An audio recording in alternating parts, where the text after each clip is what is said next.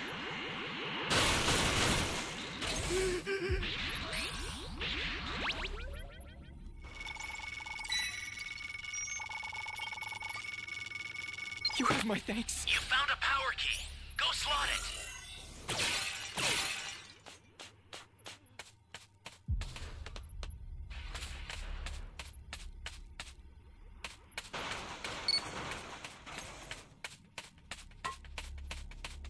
Flying Nimbus!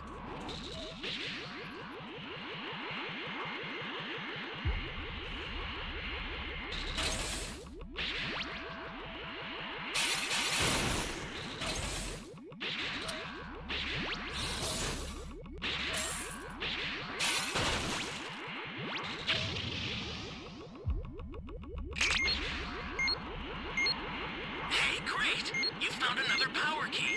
Use it quick.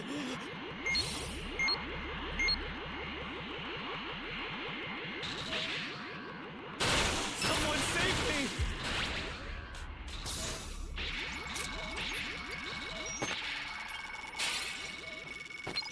Thanks. Yeah, it's online only. You need to connect with 7 other players online. Great! You know what to do with that key.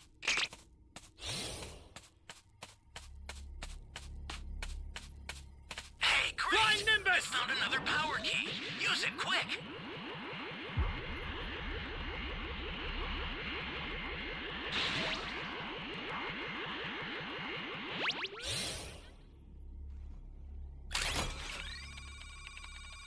Everyone's on a key right now.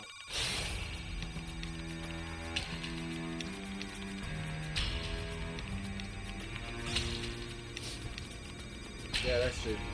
They do give you a tutorial in the beginning, so you can like practice. Other than that, you have to go right in.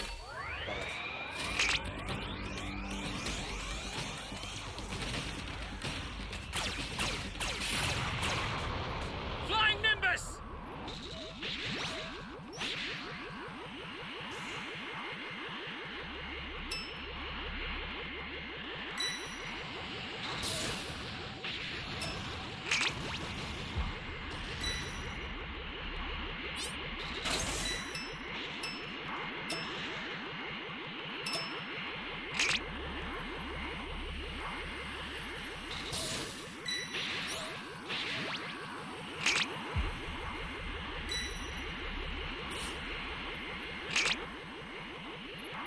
Welcome. Thank you.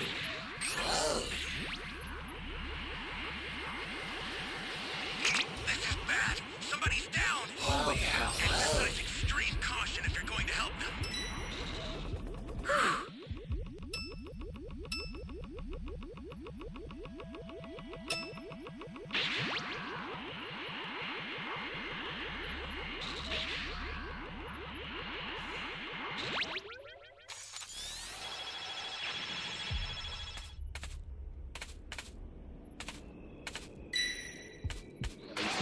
Stay calm. Stay calm. Oh, man. Stay calm. Stay calm.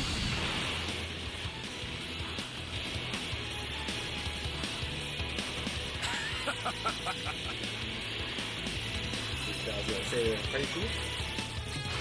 Yeah.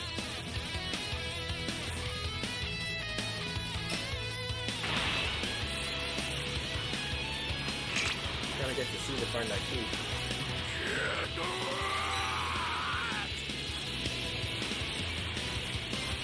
An ally needs your help.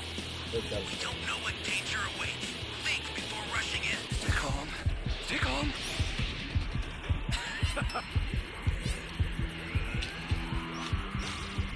Oh, man. Great. Ooh. You know what to do with I that keep key. getting lucky and find the key. A cyber transphere is headed your way. Take it now. Yo, I'm under the bridge. How the heck did I get hit?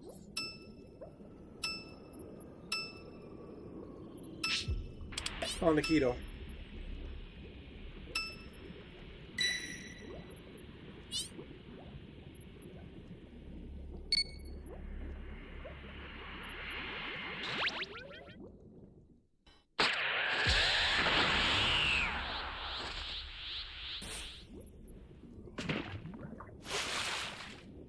Crazy University nightmare. I used to have my Nintendo Switch.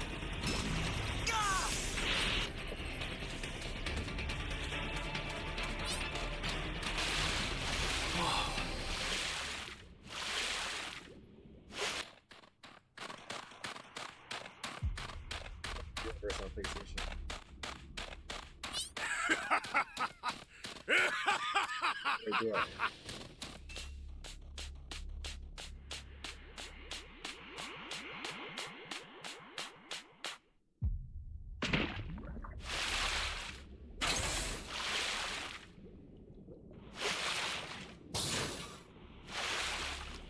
Yeah, right now we're just sticking to breakers. I'm gonna play Kakarot. Gotta get some more DLC.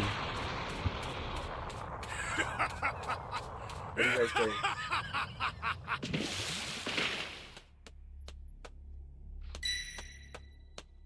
Uh-oh.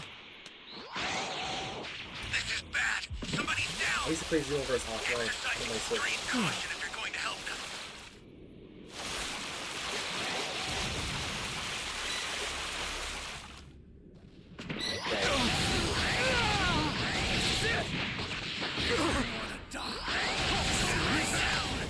If you intend to rescue them, watch out for enemies. Trash will always be trash. The escape time machine's ready to launch. Now it's capping too hard. And that went fast.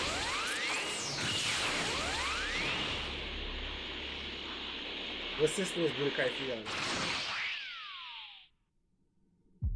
I've sent the escape time I machine. used to have Budokai 2 Use on it my to get out PS2. of there. The one with The escape time machine is back. Super Vegeta Whenever you have a beacon, you can call it and again. Majin Buu on the cover.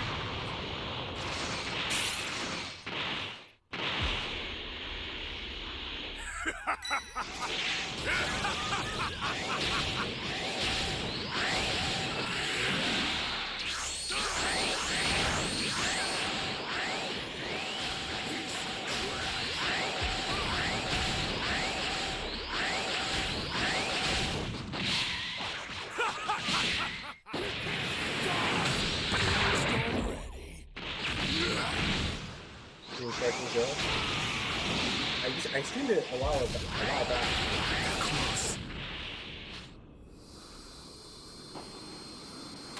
Like when the game first came out, I streamed it for a few matches, doing the story mode. But probably not doing online matches. Nice.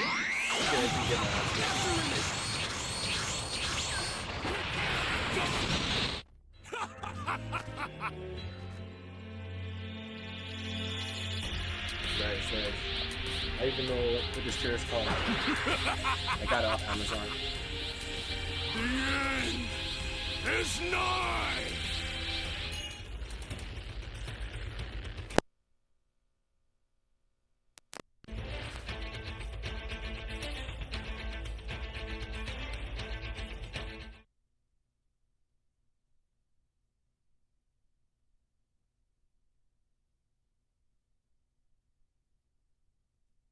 PS2 and PS3. But we're on PS5, so I have to emulate it. To Goku and the others before heading home, where Bulma warmly greets him. After enduring a rough future, Trunks, alongside Bulma and others, finally relishes true peace. The You guys have Majin any Buu arc emulators? takes place 7 years after the events of the Cell Saga. We're introduced to a town named after Hercule, who is believed to have saved the Earth from Cell's perfect form. used to A have a few Steam Deck thugs decide that to broke rob it. the Hercule I City used to Bank have, and start shooting up emulators the on that. place. Meanwhile, Gohan rides in on the flying Nimbus in that direction. Gohan is now 16, having been homeschooled up until this point. Chi-Chi set it up though so he could now commute to the high school in Hercule City. Gohan decides to land a few blocks away from the school and bids a farewell to Nimbus for now. He sprints down the road at super speed, but notices the bank robbery nearby. Gohan takes the opportunity to transform into a Super Saiyan to disguise himself and beats up the bank robbers, catching bullets and turning over their truck to prevent them from escaping. He then runs off, leaving the rest to the police. Gohan powers down around the corner, and just then, a girl with a white shirt and 2 ponytails comes up to him from behind and wonders what happened to the robbers. Gohan says he didn't see, and while the girl stands disappointed that she couldn't stop them herself, he sneaks off in the other direction. An old man then calls the Was it girl released on now Game known Boy? as Videl and tells her that the one responsible for this was the Golden Warrior yet again. The man tells her how powerful he was and says he was coincidentally wearing the same school badge that she was wearing on her shirt. Where was it Videl remains released? suspicious, and we cut to Orange Star High School as she asks a guy with blonde hair named Sharpner if he's the Golden Warrior, but he denies it. A blonde girl then wonders if the Golden Warrior is stronger than Hercule, but a nerdy kid says there's no way as he's the champion who saved the Earth. The professor then walks into the room and introduces everyone to their new classmate, Gohan, who nervously comes in and finds a seat next to the blonde girl who finds him attractive. She introduces herself as Eliza and then introduces Videl, telling Gohan that her father is none other than Hercule Going on in the himself. chat. She then says that had it not been for Videl's father, Alright, none of them let's would go be with alive. this. Cutting off the conversation, Videl then recognizes Gohan from the bank robbery scene in the morning. The students discuss the Golden Warrior and how he's been mysteriously appearing, causing Gohan to realize everybody's already made a legend out of him. Videl states the description she got matches Gohan's appearance, but Eliza and Sharpner both dismiss this, stating that Gohan likely isn't a fighter. Videl thinks to herself though, recalling watching a video of the Cell PlayStation games 2. long ago and witnessing someone transforming with golden hair. We cut to gym class, where Gohan prepares to play baseball with his classmates. minutes. Sharpner steps up to bat and knocks Videl's pitch out of the park,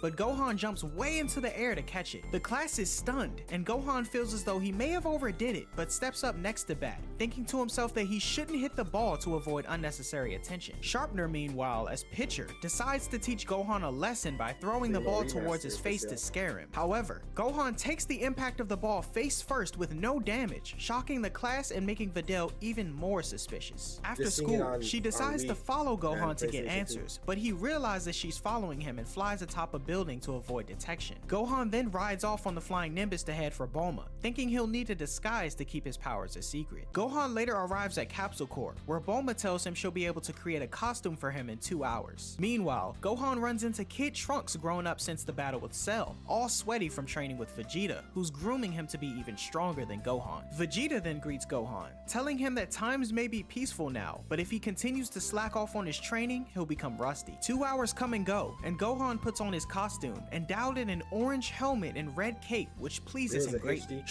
collection. doesn't The think it's only very games cool, to ever but get Gohan remastered takes off were on Budokai Nimbus, 1 thanking and Bulma for all her Budokai help. 3 On the way home, as part of the Gohan single realizes disc that if he HD puts his collection new on disguise PS3 on, he won't have to and worry about 360. anyone seeing him He flying. didn't He even then get released in transforms and Japan. races Nimbus for fun, Note but is that, interrupted as he Budokai witnesses a series car is driving completely recklessly different through a series city. from Budokai Gohan lands in front of the series. car and tells the Yes, driver to Budokai stop, series as two guys get out and ask who he Yeah, is, okay, so prepared to there was a threaten him with their remastered version weapons. Gohan then introduces HD himself as collection the Great Saiyaman, on but the PS3 two guys and laugh at him. Irritated, 360. Gohan crushes the ground beneath him with a single stomp, telling the two guys to stop making fun of him as he So spent a he lot of is time technically thinking of right. his hero There was name. a Fearful for their remaster, lives, but I the don't two see it agree and nowhere. drive off, saying Or that someone they'll is practice saying safe driving on, from Reddit. now on. The next day at Goku's house, Gohan leaves for school as the Great Saiyaman, but not before saying goodbye to his mother Chi-Chi and little brother Goten, a boy who looks exactly like Goku and was conceived before the Cell games. Gohan later arrives at school, talking with a student who wonders if he's heard of a new hero who arrived in town, and he isn't the Golden Warrior. The student says he looks a little funny, but his name is the Great Tire Man or something, but Gohan corrects him in saying it's the Great Saiyaman. Later in class, Videl's watch starts beeping, alerting her that there was a robbery in progress. Anyways, we She found a rushes match. out of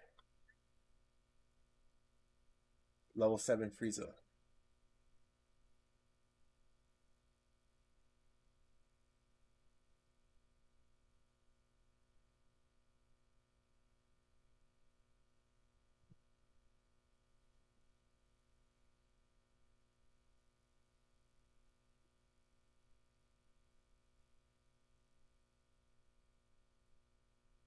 Yeah, it says there was it was remastered part of the HD collection on PS3 and 360. Search that. That's what I just read on Can Reddit. you hear me? Flying It's Nimbus! Trunks. I've sent a super I don't know time if it's machine, real. as well as a crate of supplies. Here's how to launch. Find the power keys, then place them in I'm the right locking that spot. door. You found a power key. Go slot it. Game's moving real slow right now.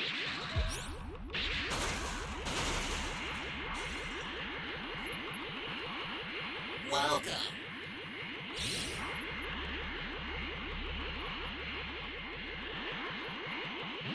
Where is everyone? Someone help me. Where you at?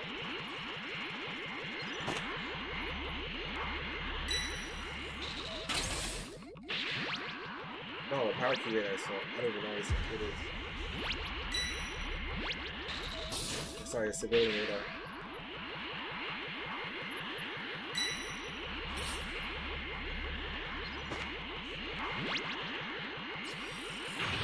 That's a new power key. Place it now.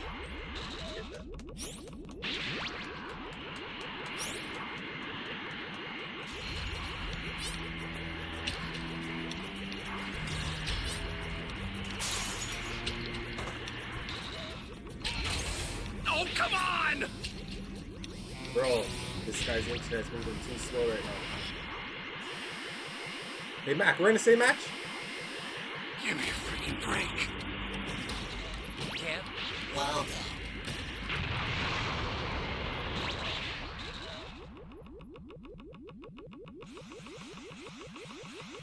This is bad. Somebody's down. Exercise extreme caution if you're going to help them. Hey, no fighting guys, no fighting.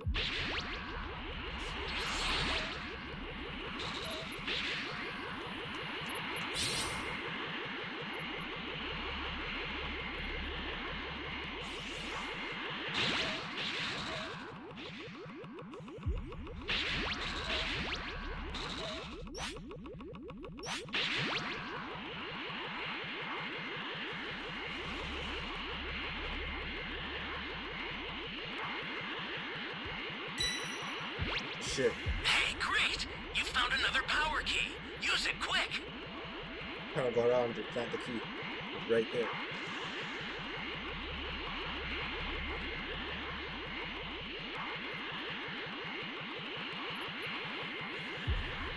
Why not?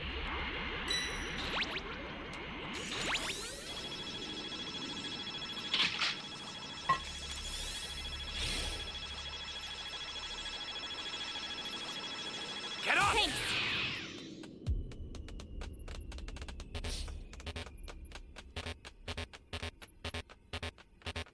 Flying Nimbus!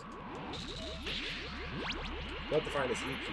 Ally down. Bro, we just saved that girl, Rescue man. them. Watch out for enemies.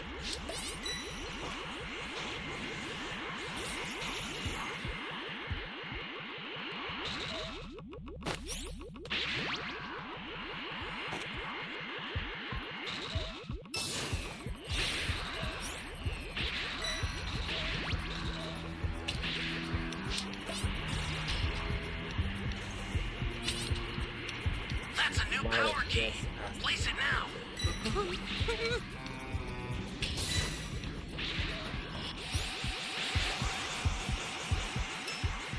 Oh man.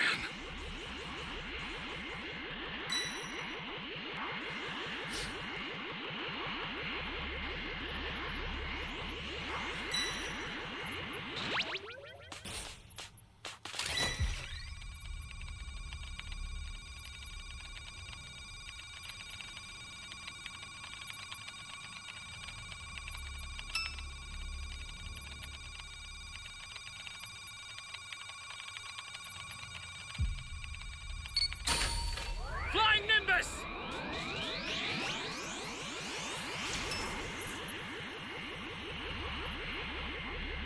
The startup system for the super time machine is ready. Head there now.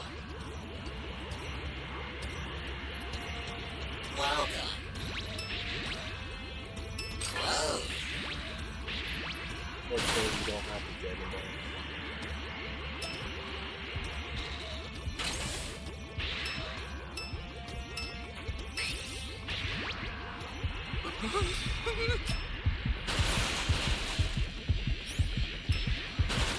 The startup system is under Here comes a pain! retreat if you need to. Got it?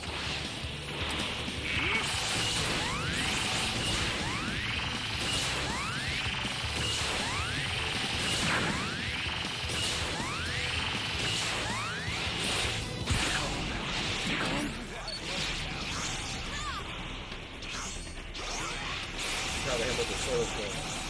You did damage though. An ally needs your help. We don't know what danger awaits. Think before rushing in.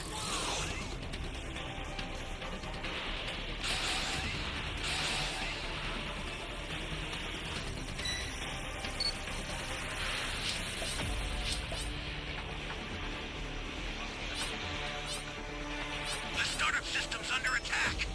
It's dangerous, so tread carefully if you want to get closer. The startup system's destroyed. The escape time machine's almost prepped. You need to head for the beacon that's indicated by a blue light. You've got all Yeah. 7 Dragon Balls. Summon Dragon Fist! Hell no! Flying That was a close one.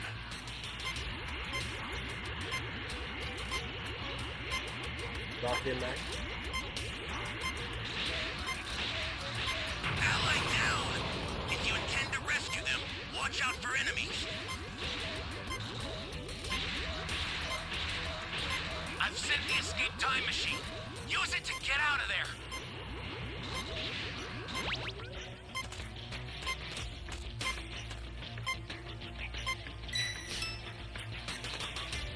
Fail.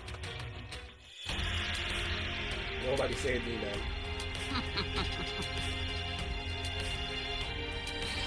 That's how it goes. That's how it goes.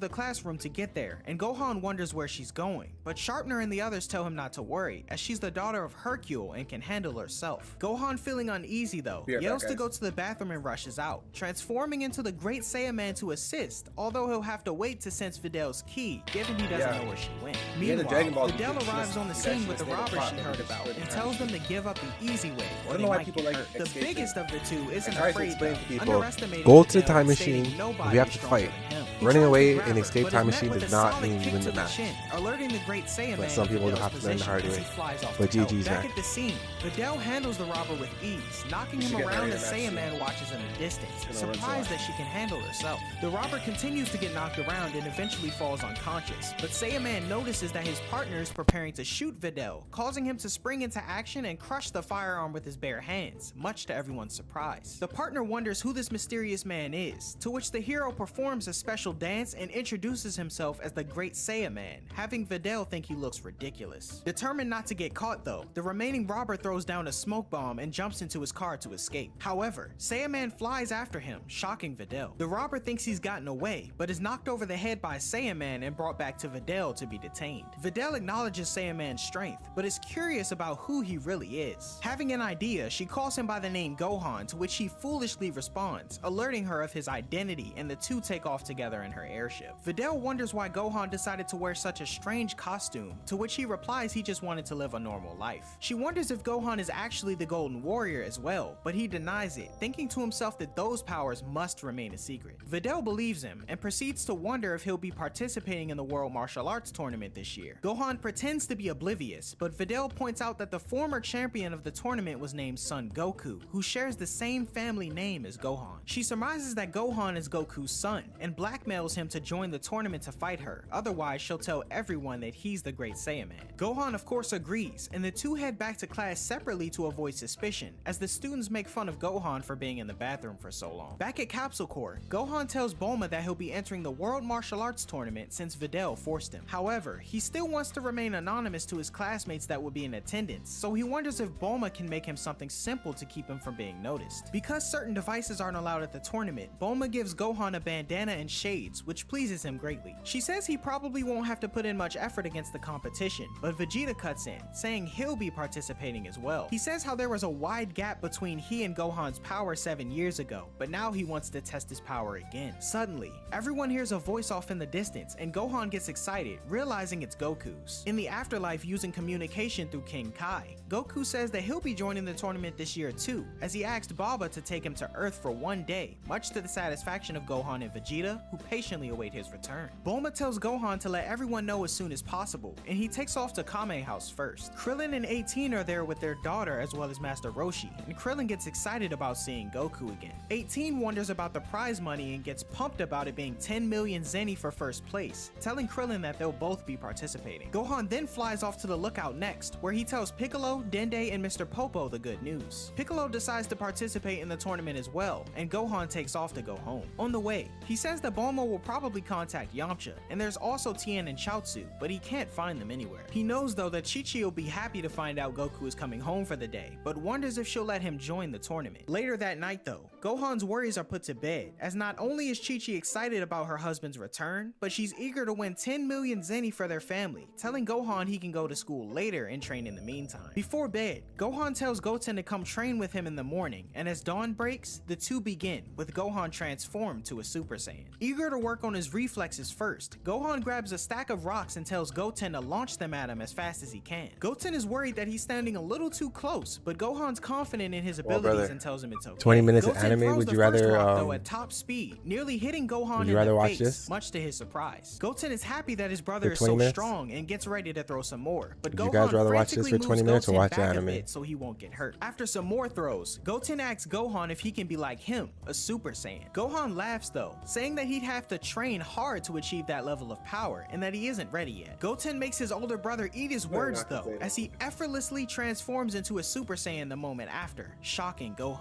What's up, Gohan wonders Andrew? how long he's been a Super Saiyan, but Goten says he's not sure.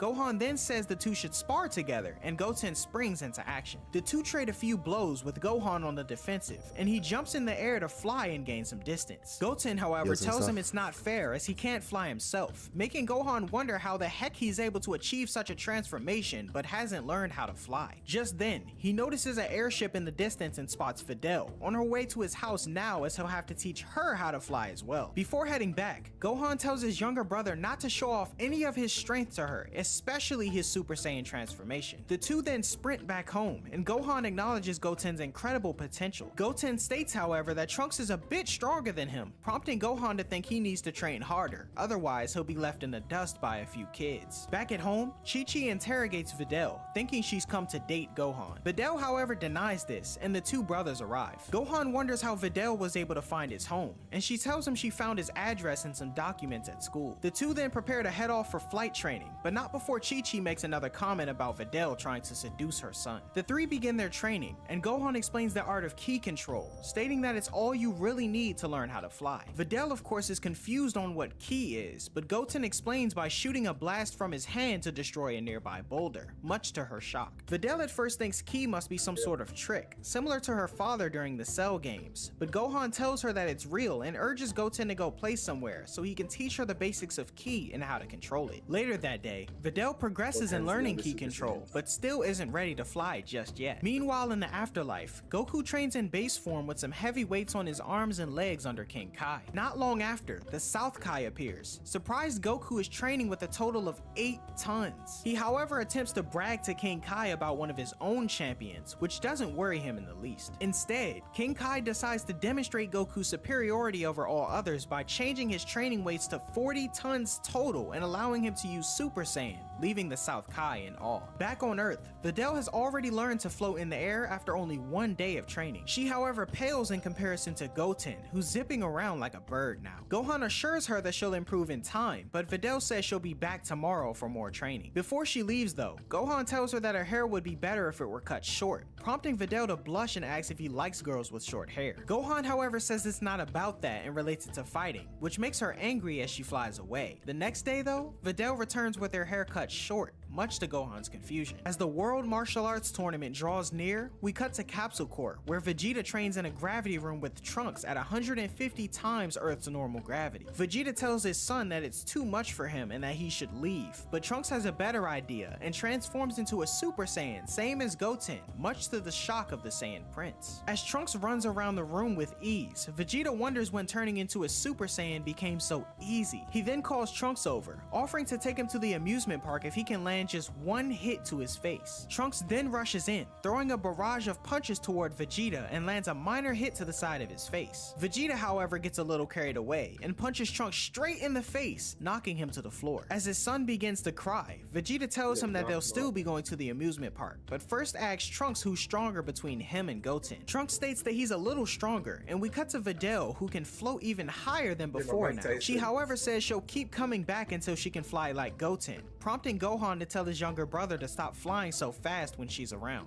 Videl then takes a break and tells Gohan to keep her flying abilities a secret from her dad, as she's not even supposed to be around any guys that aren't as strong as him. Gohan then thinks to himself that Videl isn't even aware that she's far stronger than her father, prompting him to ask if she'd be mad if one day someone beat him. She says she wouldn't be though, and says he needs to learn some humility as he's been using his fame to meet other women since her mom passed away. Gohan then thinks to himself that this is great, as she won't be upset when he beats Hercule in the tournament. Before heading off, Videl asks Gohan who taught him martial arts, to which he replies his father who passed away and his friends. Goten then foolishly blurts out that their dad will be returning for the tournament though, upsetting Gohan. Videl is confused at first, but assumes their father must have abandoned them and secretly sent them a note that he'd be returning behind their mother's back. Gohan decides not to correct her, and after 10 days, Videl was able to fly freely like Goten, and the two brothers continue their training alone. Finally, the day of the tournament arrives, and on the Capsule Corp airship, the Dragon Team and the rest of the Peanut Gallery greet one another, Bulma asking Yamcha if he'll be participating, but Yamcha replies no, as he'd be an embarrassment. Gohan then tells Vegeta, Goten, and Trunks that they should refrain from becoming Super Saiyans, as everyone will recognize them from the battle with Cell 7 years ago. The three agree and everyone arrives at the tournament where Hercule touches down as well, getting swarmed by the press and adoring fans as the man who supposedly saved the Earth. As Chi-Chi wonders where her husband might be, Yeah, he's pretty Goku good as well. touches down and greets everyone with a smile. We and streamed witness earlier today tears from some of the for like group's 2 members hours. as the majority rush in to hug him. Fortune Now teller we're Baba back is at it with again. him and tells Goku that he has 24 stream for hours maybe another before he hour has to or so. return to the afterlife. And not long after, Goku Appreciate you notices dropping Goten, who's hiding behind his mother. The Dragon team then begin registering for the tournament and everyone heads off to get started. As the team head toward the preliminaries, Goku notices Krillin isn't naturally bald, as he reveals he used to shave it back then. Goten and Trunks discuss who the strongest between their dads is, and Goku notices Android 18, who Krillin reveals is his wife who lives with him at Master Roshi's house. He also says the little girl he saw earlier is their daughter, which surprises Goku. The group head toward the locker rooms and get changed, then run into the tournament's announcer, who immediately recognizes Goku and Krillin. He greets them excitedly and whispers that he knows Hercule wasn't the one who defeated Cell, but the Dragon team, which makes Goku smile. The preliminaries begin with only 16 people allowed to participate, which will be decided on a rating from a punch machine that everyone will have a chance to try. To demonstrate, Hercule comes Mac, yeah, out in his Sparking first Zero up, on but is Nintendo? immediately swarmed by the press. I don't remember Piccolo how it uses his glare to On your destroy Switch? all the cameras there and in the audience to help Gohan out, so nobody will find out about his true identity. Hercule of course puts on a show for his punch, getting a score of 137 points, which shocks the entire crowd. As the champ leaves, the Dragon team step up next, 18 being gotta the rate her first to match. get her score, although Krillin tells her to dial her strength back. 18 receives a score of Give me about 2 774 points, but retries to look weaker with 203. The rest of the group continue on and advance with scores higher than Hercule, shocking the other contestants. Vegeta then steps up, unwilling to hold back his power, and completely destroys the punch machine, leaving everyone in awe as he and the group move on to watch Goten and Trunks in the Junior Division matches. As Videl tries to make sense of everything that's going on, the Junior Division starts and the world champion Hercule runs out to give his good luck to the kids, but not before making a fool of himself in the process. Backstage, Trunks and Goten talk about what they'll do with the prize money if they win, when suddenly a kid with a ridiculous looking mullet tries to scare Trunks before he faces off against him in the first round. Trunks however is unfazed as we cut back to Hercule's speech, Krillin acknowledging that the Budokai became too fancy and Piccolo says it's like a circus now. The Junior Division matches officially begin and Trunks wipes the floor with the kid now known as Idasa and moves on, shocking the audience, but it was no surprise to the rest of the Z Fighters. More matches pass and now it's time for Goten's fight against Idasa's brother. He proves to be no match for the tiny half Saiyan though and passes out, surprising the crowd once again. Goten and Trunks continue to dominate their matches as everyone expected, now prepared to face one another in the final round to decide the winner of the Junior Division. Hercule decides to come out to watch the match to see what the kids are made of, and notices Goten's face looks oddly familiar. The match begins and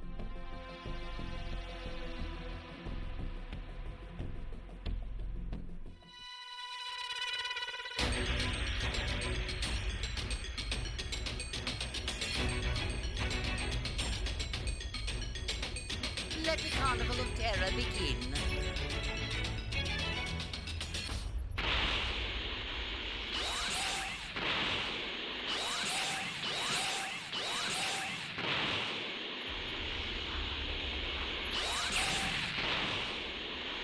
Someone Give me help the Dragon Ball.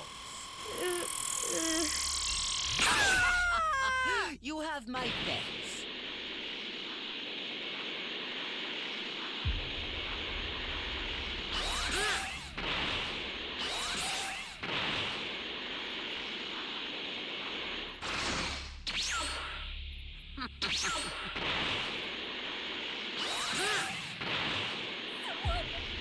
Give me the Dragon Ball. Dragon what now? Very well then. Give me the Dragon Ball. What are you talking about?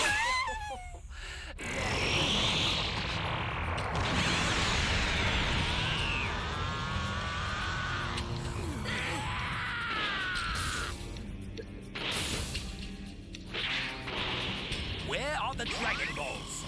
You won't get your wish. Very well. I'll make sure your death is quick. Hold on. I might be alright.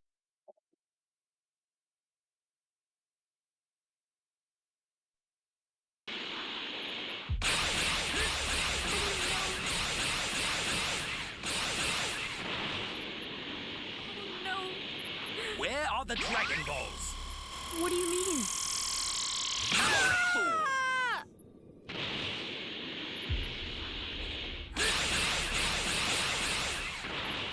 Yeah, key rest right now.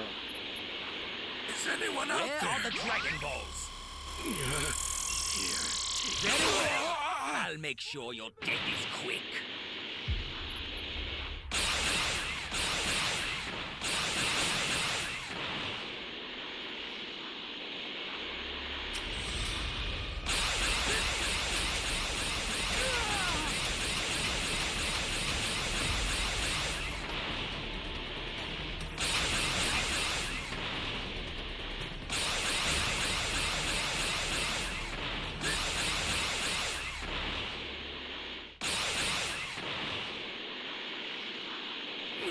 Where are the Dragon Balls? You won't get your wish. Very well. I'll make sure your death is quick.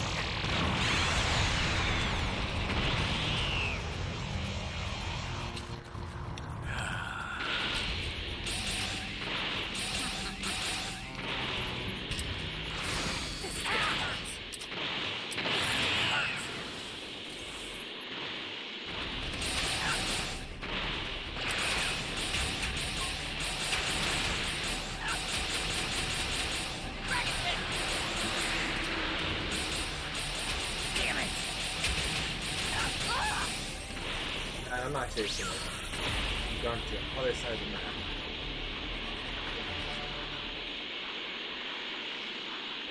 Yeah, you got key rest heavy.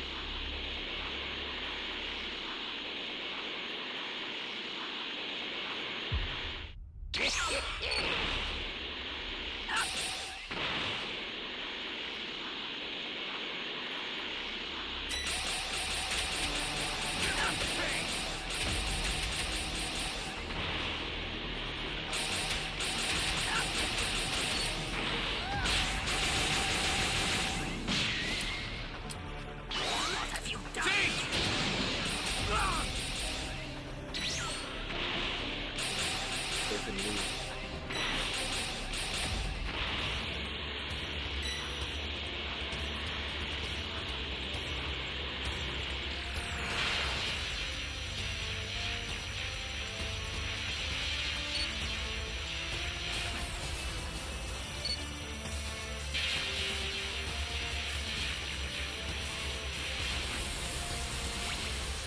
What have you done?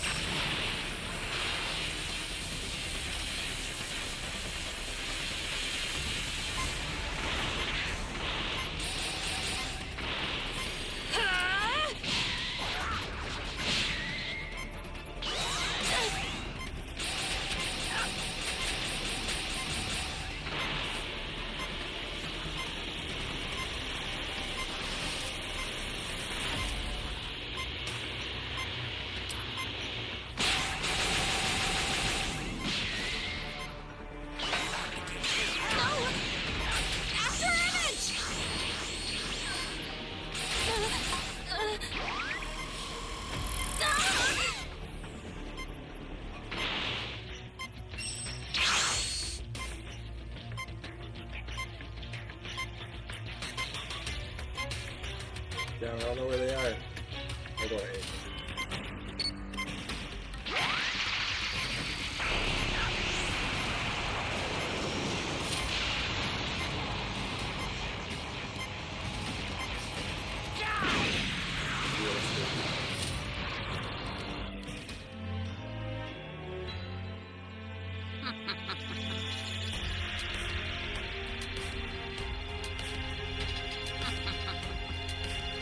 Easy win.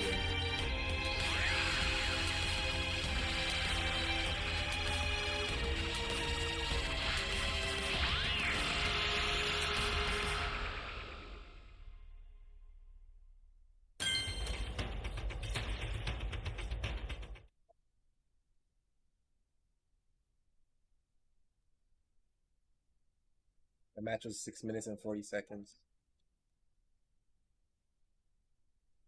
Then the two Saiyan warriors rush at one another, blocking strikes, breaking, and flying back into the air, exchanging punches and connecting them as well. The two exchange a few more mid-air blows and finally break away back into the ring, leaving the audience stunned, especially Hercule and Videl, who try to make sense of how these kids can be so strong. The audience quickly changes their tune though, breaking out into cheers as they witness this incredible battle. Trunks acknowledges how much Goten's improved in such a short amount of time, and decides to test him by firing a ki blast that he averts away from the crowd. As Hercule recognizes the move he just witnessed, Goten decides to unleash a blast of his own, firing a Kamehameha that destroys part of the tournament's grounds as Goku notes his son still hasn't learned to control the attack yet. The two agree not to use any more blasts and rush toward each other once again. Trunks throws Goten into the air and locks him into a full Nelson. He insists Goten to give up, but he refuses as Vegeta tells Goku it looks like Trunks is about to win. Determined not to lose though, Goten transforms into a Super Saiyan and breaks free, annoying Trunks and surprising Videl. Goku is surprised that his son was able to become a Super Saiyan already, and it becomes all too clear to Hercule that Goten is Goku's son. Trunks goads Goten into another round, stating that he could beat him without using his left arm. He then flies forward, attacking with his right arm only, but Goten blocks it and kicks him in the face. Goten blocks another one of Trunks' attacks and lands a blow to his face again, only this time Trunks shoots a ki blast that Goten is able to dodge. Goten takes off into the air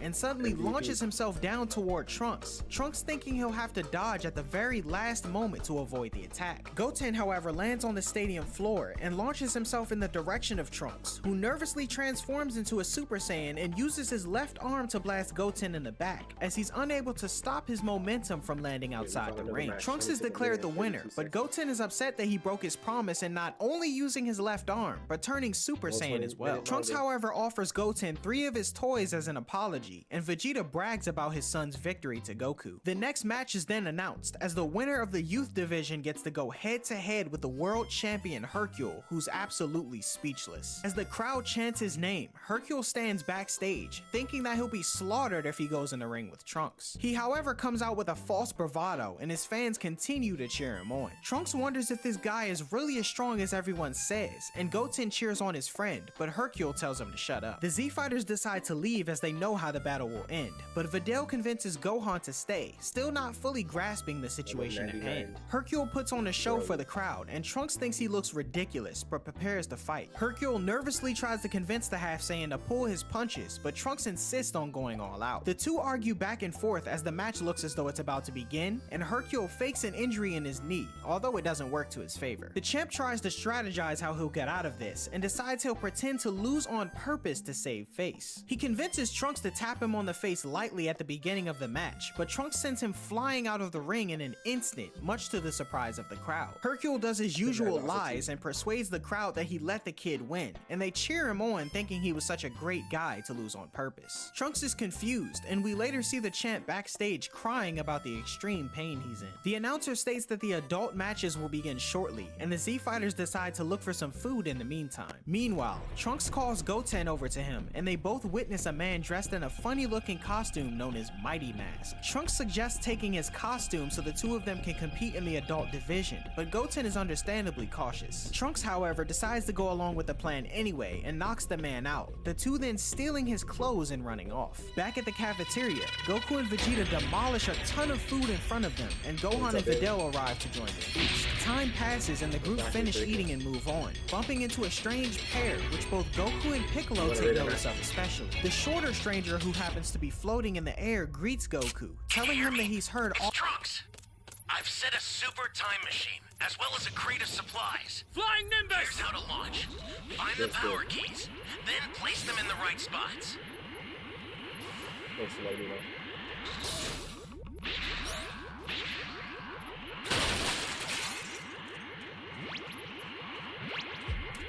You found a power key.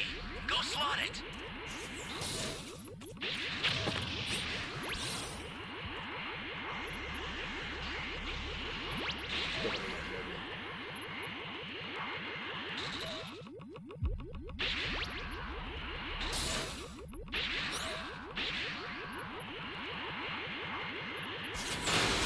Hey, great! You found another power key. Use it quick. Got it. Are you here to save me?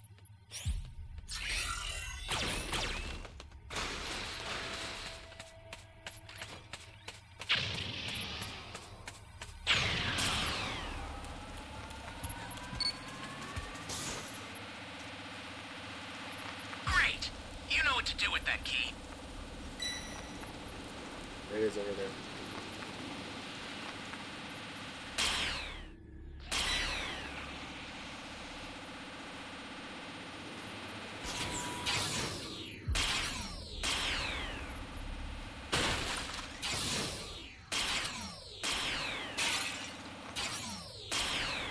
Hey, great! You found another power key. Use it quick. Whole bunch of keys in this area. Great! You know what to do with that key.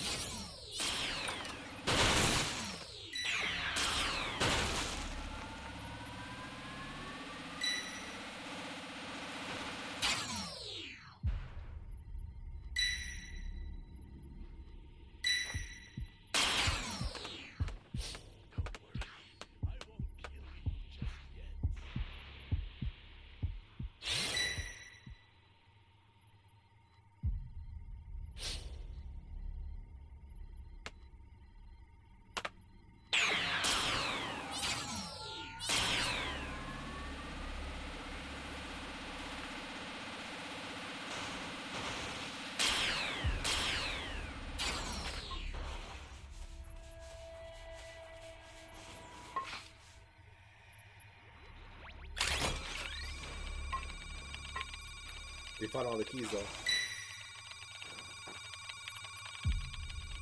Dragon balls. Four.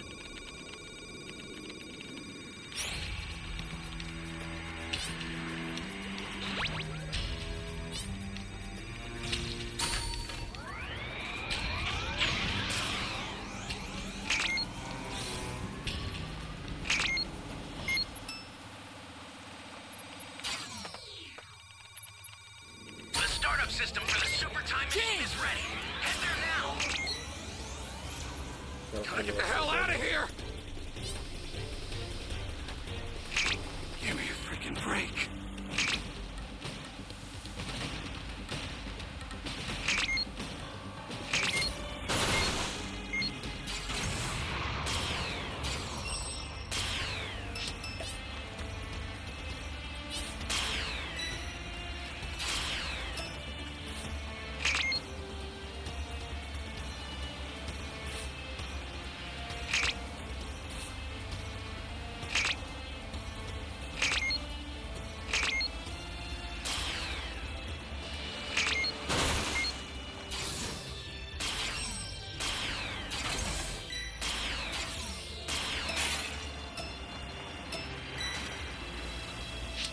The startup system is under attack. Stop it if you can, but retreat if you need to. Got it? The startup system's under attack. It's dangerous, so tread carefully if you want to get closer.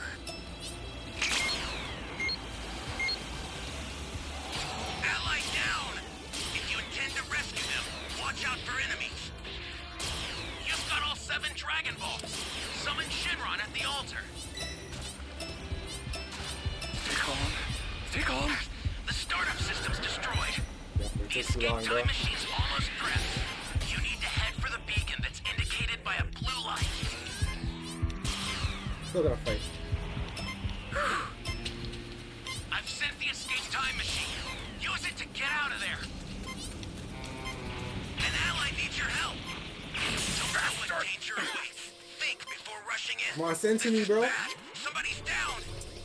Exercise extreme Yeah, caution yeah. if you're going to help them. The escape time machine is back. Whenever you have a beacon, you can call it again. Ally down. I do. If you intend to rescue them, watch out for enemies. I've sent the escape time Lock, machine. lock, just for that Use it to get passive. out of there. The escape time machine is back. Whenever you have a beacon, you can call it again. Fucking left me, bro. After I got all the Dragon Balls.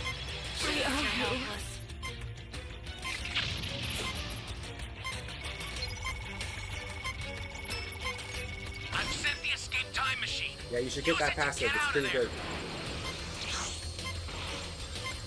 The escape time machine is back. Whenever you Oh, have just a got beacon, lucky. you can call it again.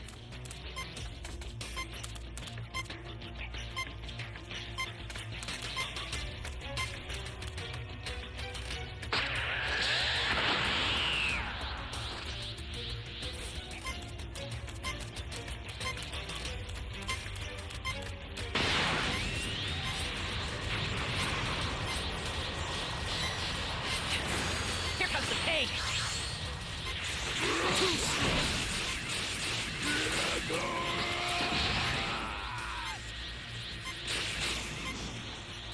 I've sent the escape time machine.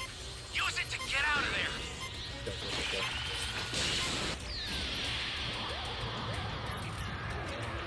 Now it shall be done. I will grant your wish. Well, that was an ace.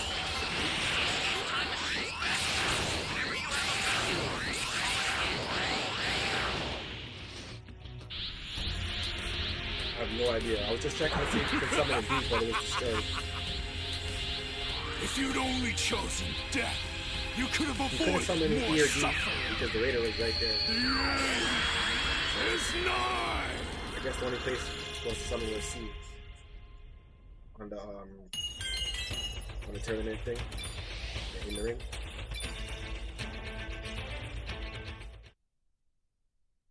Not good though. Oh, good. All about him and wanted to spar with him for a long time. He says he doubts he'll win though and shakes Goku's hand. As the two fall silent, the stranger says that Goku has a good soul after all, and the pair leave. Goku then acknowledging that winning the tournament won't be so easy after all. Piccolo states that those two aren't from Earth and wonders why they're here, but Krillin brushes it off and the team continue to the station to draw for their opponents. Goku scopes out the competition and notices a strange pair of evil looking bald men and Mighty Mask, thinking he looks weird with his long body. The drawing begins though, and the matches are set. Krillin is set to face off against a man named Punta. The alien who shook Goku's hand earlier, now known as Shin, is set to fight Piccolo. Videl is set to fight one of the big bald guys known as Spopovich. The other alien with Shin, now known as Kibito, will be fighting Gohan, or the Great Saiyaman.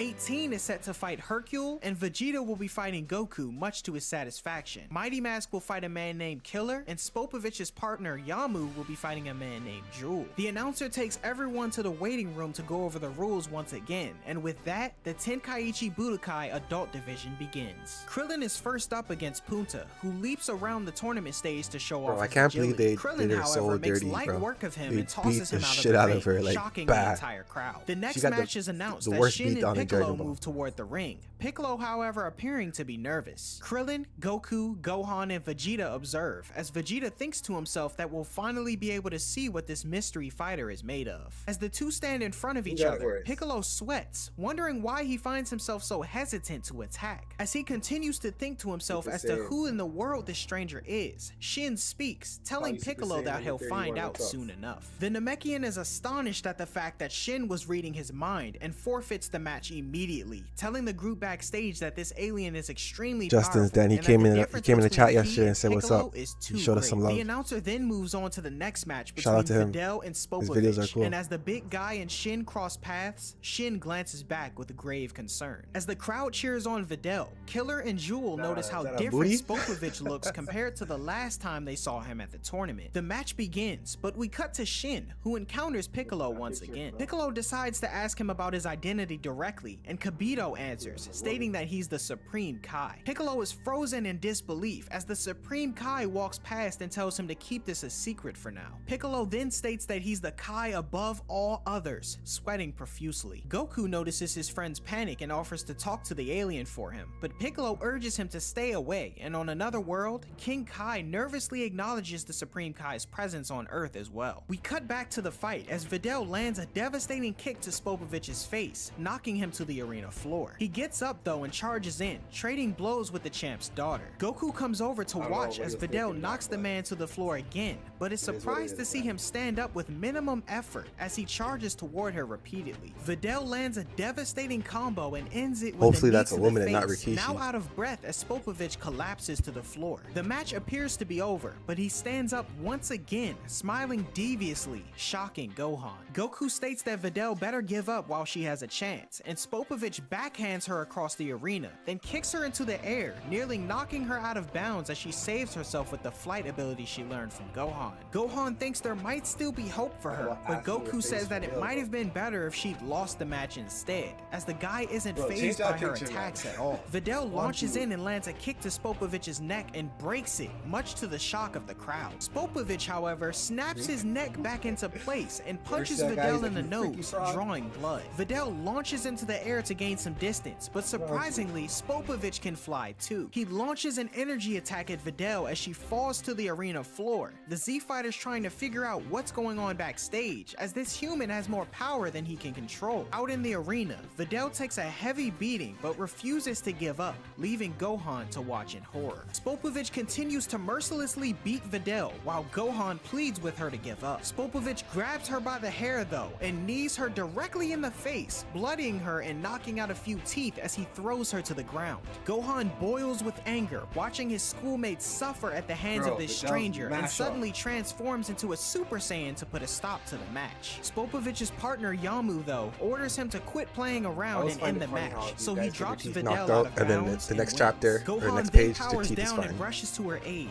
vowing to take down Spopovic at all costs. Noticing they don't have any sensu beans, Goku uses instant transmission to get some from Korin's tower. Meanwhile, Hercule is informed on Videl's loss and rushes to the ER, where he sees her beaten to a pulp. Gohan assures Hercule that Videl will be alright and heads off to prepare for his match. Hercule then putting together that his daughter must be dating him and complains while the doctors treat her wounds. Goku returns with the last 3 sensu beans that Korin had and gives one to Gohan. Gohan rushes back to the ER and feeds the bean to Videl, although the doctor and Champ were giving him a hard time. The half Saiyan then runs off as the next match is about to begin, and Videl jumps up good as new, shocking her father and doctor in the room. Gohan arrives and steps in the ring with his opponent Kibito, and his classmates notice him by the way his hair looks. As they cheer him on thinking he has no chance of winning, Gohan wonders what he should do now that everyone knows his identity. He says to himself that he shouldn't show his full strength, but Kibito tells him to become a Super Saiyan, which surprises Gohan. He's hesitant about transforming in front of his classmates, but Piccolo yells to him to do so. Backstage, the Supreme Kai tells the group that they'll be using Gohan for a moment, and no matter what happens in the next few seconds, they must not interfere. Vegeta of course scoffs at the idea of taking orders from a complete stranger, but Piccolo reveals that this man is the Supreme Kai, which shocks Krillin, Vegeta, and even Goku. Now having decided to grant Kibito's wish, Gohan's energy begins to swell. Backstage, Krillin asks the Supreme Kai what will happen once Gohan transforms. He tells the group that Spopovich and Yamu will attack him, but only to steal his energy. Gohan decides to transform into a Super Saiyan 2 for Kibito, surprising everyone around him. Although Kibito is amazed at Gohan's strength, Vegeta is unimpressed, stating that he isn't even close to the level he was when he defeated What Cell. priority are you Suddenly, know? Spopovich and Yamu notice Gohan's power level and rush in I'm with at, a device 4 marked out of with 8 the players. same letter Waiting on my M match that they still. have on their foreheads. As Gohan attempts to defend himself, the Supreme Kai locks him in place with an energy attack, and the two stab him with the device, steal his energy, and fly off. As the Z Fighters prepare to help, the Supreme Kai tells them to wait, as Kibito will get him back to full strength. He then says that he'll be following Spopovich and Yamu, and that the others are welcome to join him to help out. As Chi-Chi, Bulma, and the rest of the crowd sit in confusion, Goku agrees to tag along to see how he can help. Meanwhile, as the two fly along with Gohan's stolen energy,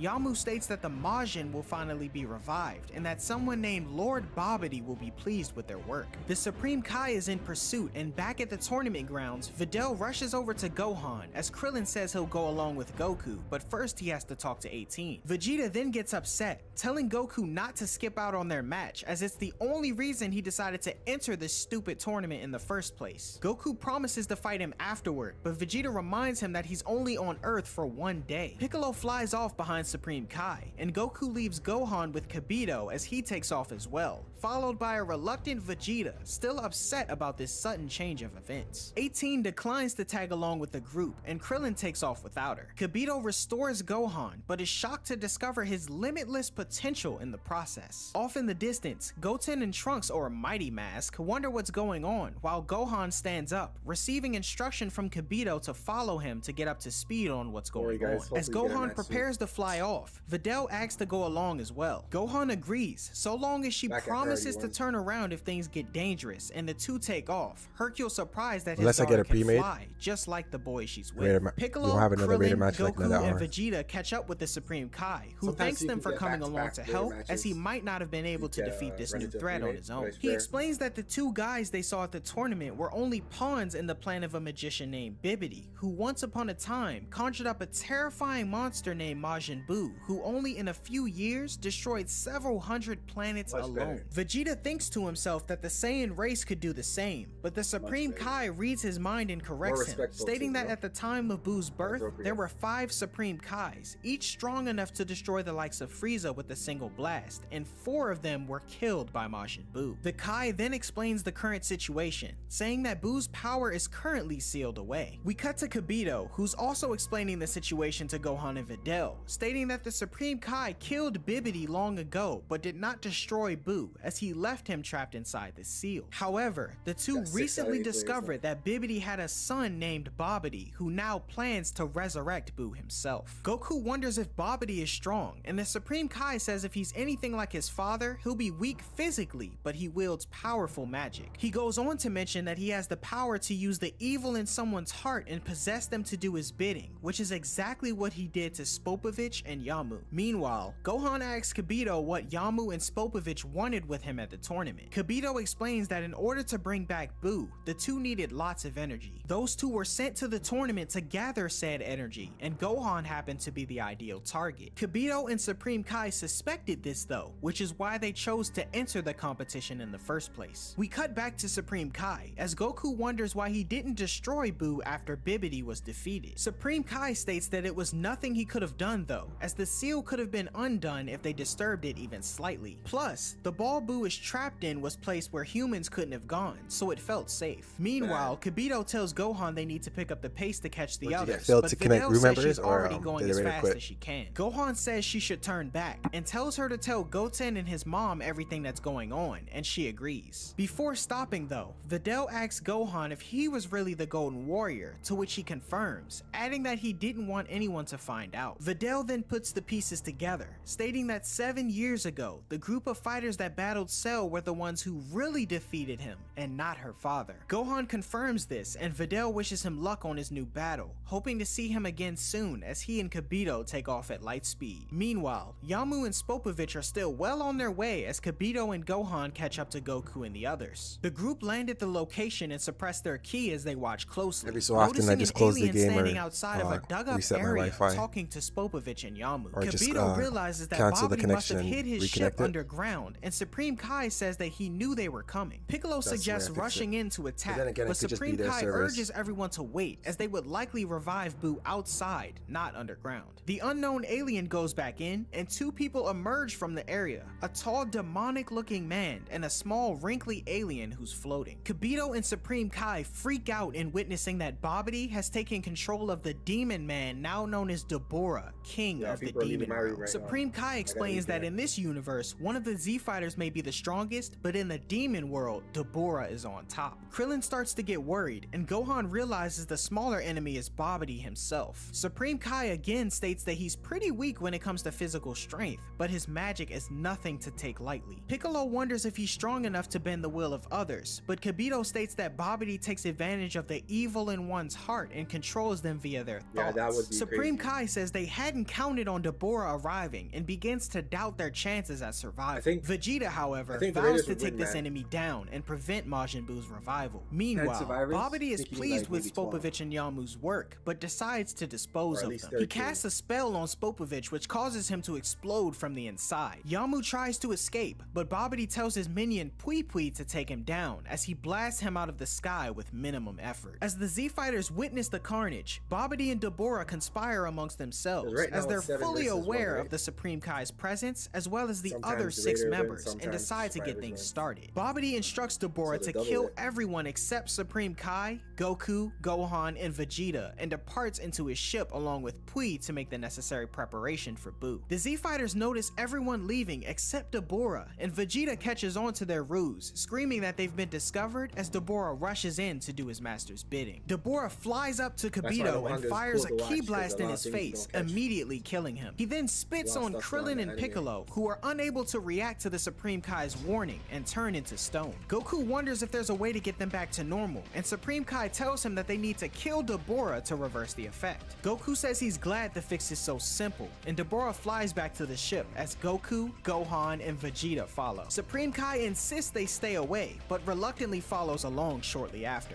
The four enter the ship and land in an empty room. Supreme Kai tells them that the only way to escape is to defeat Babidi, but Vegeta scoffs at the remark, stating he could destroy the entire ship if he wanted to. Supreme Kai protests though, exclaiming that if he did such a thing, the shock could release Majin Buu, resulting in their inevitable defeat. Meanwhile, Babidi watches the group through a crystal ball and instructs his minion Pui to steal their energy. Pui then enters the room with Goku and the others and tells them that Babidi is on the lowest floor, but they'll have to get through him first to get there. Goku, however, doesn't think he'll be much of a challenge. In the room, the trio play rock paper scissors to see who will fight first, and Vegeta wins. Supreme Kai gets concerned as he prepares to fight Pui by himself, but Vegeta says that Alien is no match for him. Pui says there's no way to escape, and that all the damage the three received will be absorbed by the ship and transferred to Buu, but Vegeta isn't worried about losing energy at all. Pui rushes in to attack, but Vegeta blocks his kick and knocks him away. Vegeta then uppercuts Pui and gives him a few quick jabs, much to the surprise of Babidi, Dabura, and even the Supreme Kai. In an attempt to turn the tide of the battle, Babidi uses his magic to change the room to suit Pui's strength, but it doesn't affect Vegeta at all, as a measly 10 times gravity is nothing to him. Vegeta wastes no time and rushes in, touching him on the chest and blasting him to pieces in an instant, leaving the Supreme Kai and Babidi in awe. Vegeta complains about how weak his opponent was, and the group descend to the next floor in the ship, much to Babidi's anger. Dabura wonders which minion his master will use next, and Babidi decides to use Yakan, stating that these Earthlings shouldn't be underestimated, as they defeated Pui without trying. Meanwhile, Vegeta bets that Majin Buu won't be such a big deal, just like Dabura, which shocks the Supreme Kai to hear. Vegeta goes on to further explain that besides his spit, Dabura isn't that impressive, and they could defeat him no problem. Supreme Kai asks Goku if he feels the same, and he agrees, then saying that maybe 7 years ago he would have been a threat, as he has the same power level now as Cell did back then. As Goku grows impatient waiting on the next threat, suddenly a big green monster steps into the room,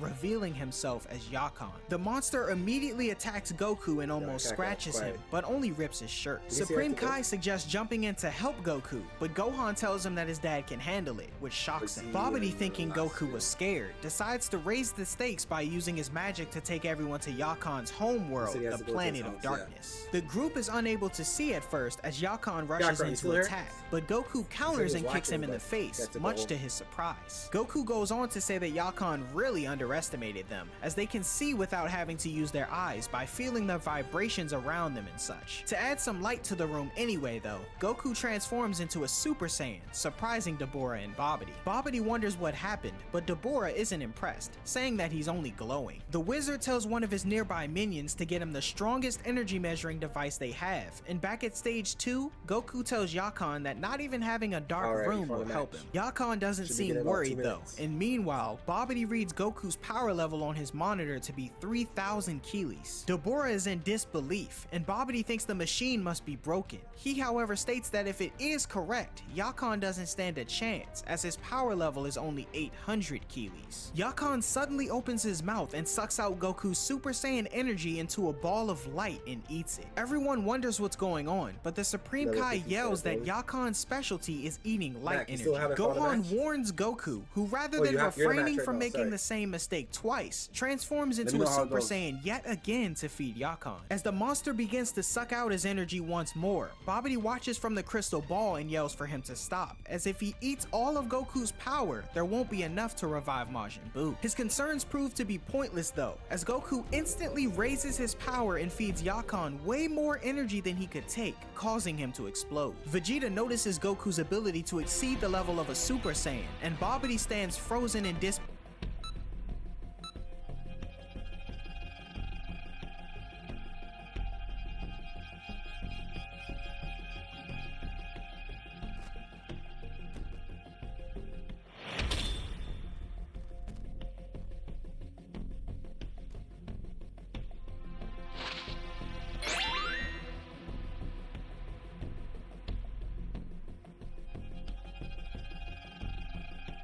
Picking Goku every day, bro. Goku every day. Step forward, and I will.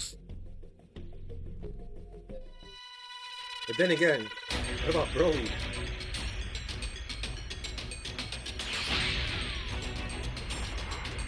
Broly's the anomaly or the trap card.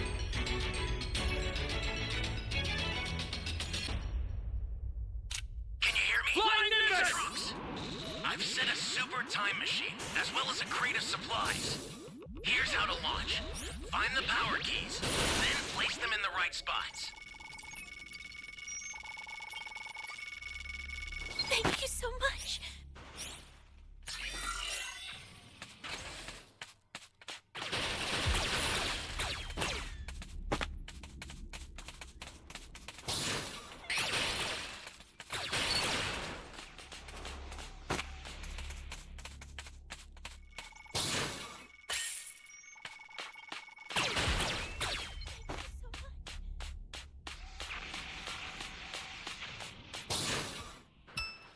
Flying Nimbus!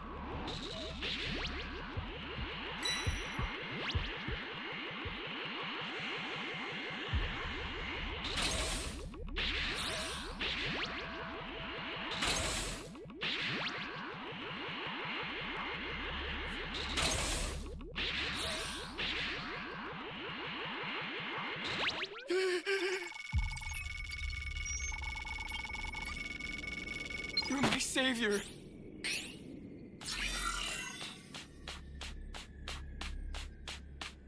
Oh, no keys yet. Usually when I say that, someone finds a key.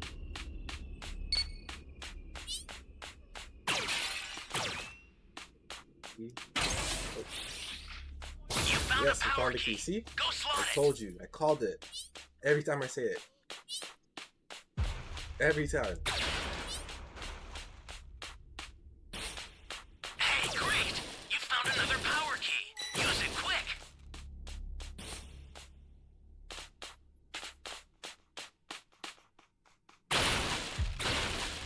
Flying Nimbus!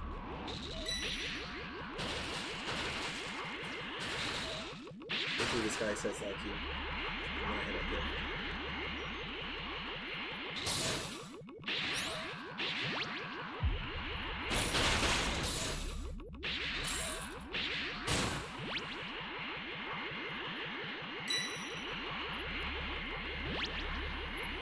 Well, thank you. Oh, That's a new power key. Place it now. Ally down. If you intend to rescue them, watch out for enemies.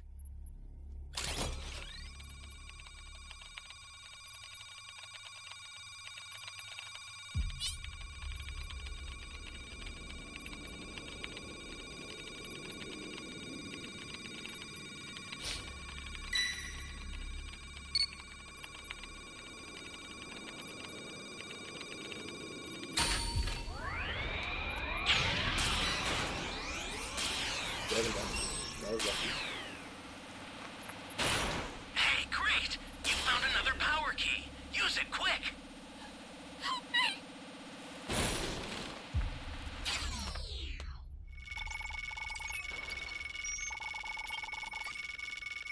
That's a new power key. Place it now. Think we rushed him. An ally needs your help. We don't know what Flying danger Nimbus! awaits. Think before rushing in.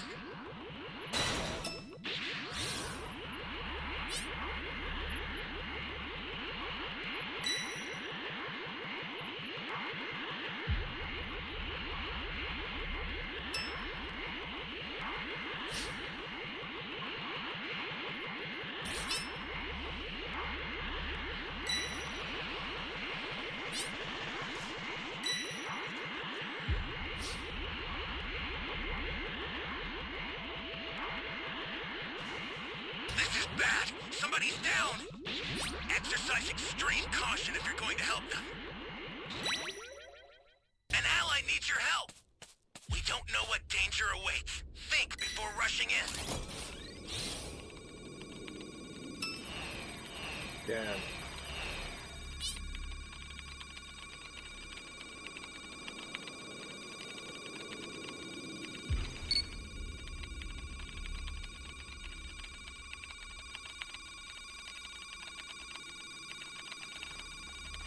the startup system from the central area. Just a little more to go, then you're done.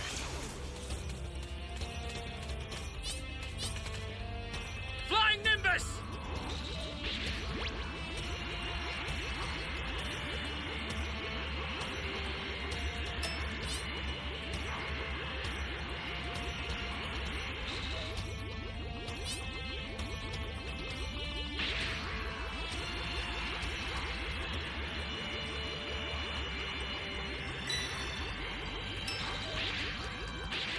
Nice!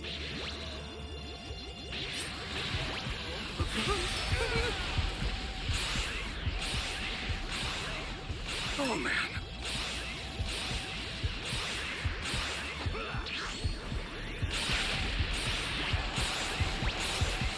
Here comes a pain! Say goodbye! That's some heavy.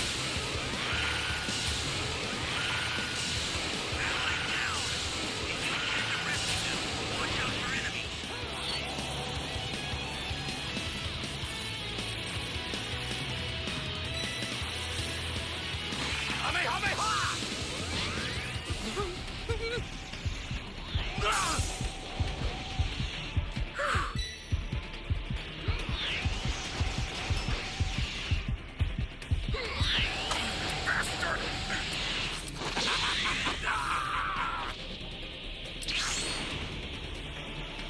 So what everyone else is doing.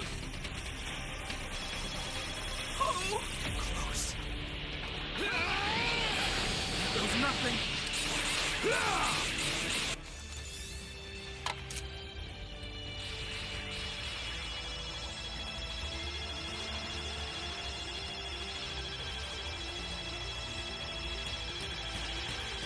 Let's see. I'm taking Goku. I owe you one. I'm taking Goku over everyone, bro. An ally needs your help. We don't know what danger awaits. Think before rushing in. I'll send some supplies to help. Make good use of them.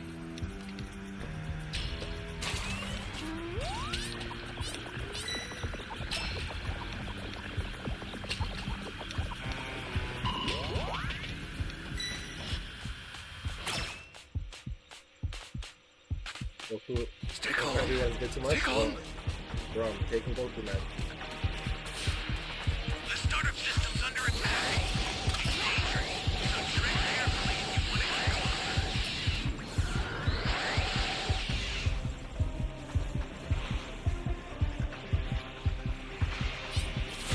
You're done!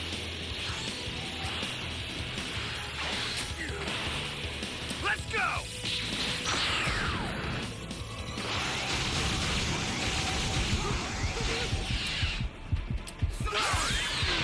Flying Nimbus! Bastard! Yeah, I'm trying to escape. Here I go!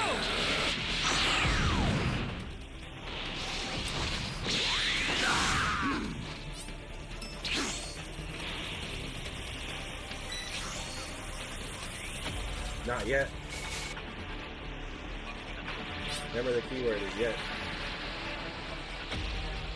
This is bad. Somebody's down. Exercise extreme caution if you're going to help them. Goku's friends with the Omni King, bro. All he has to do is press a button, say that the guy's not good, and the Omni King will be like, okay, you go bye-bye. And it's game over.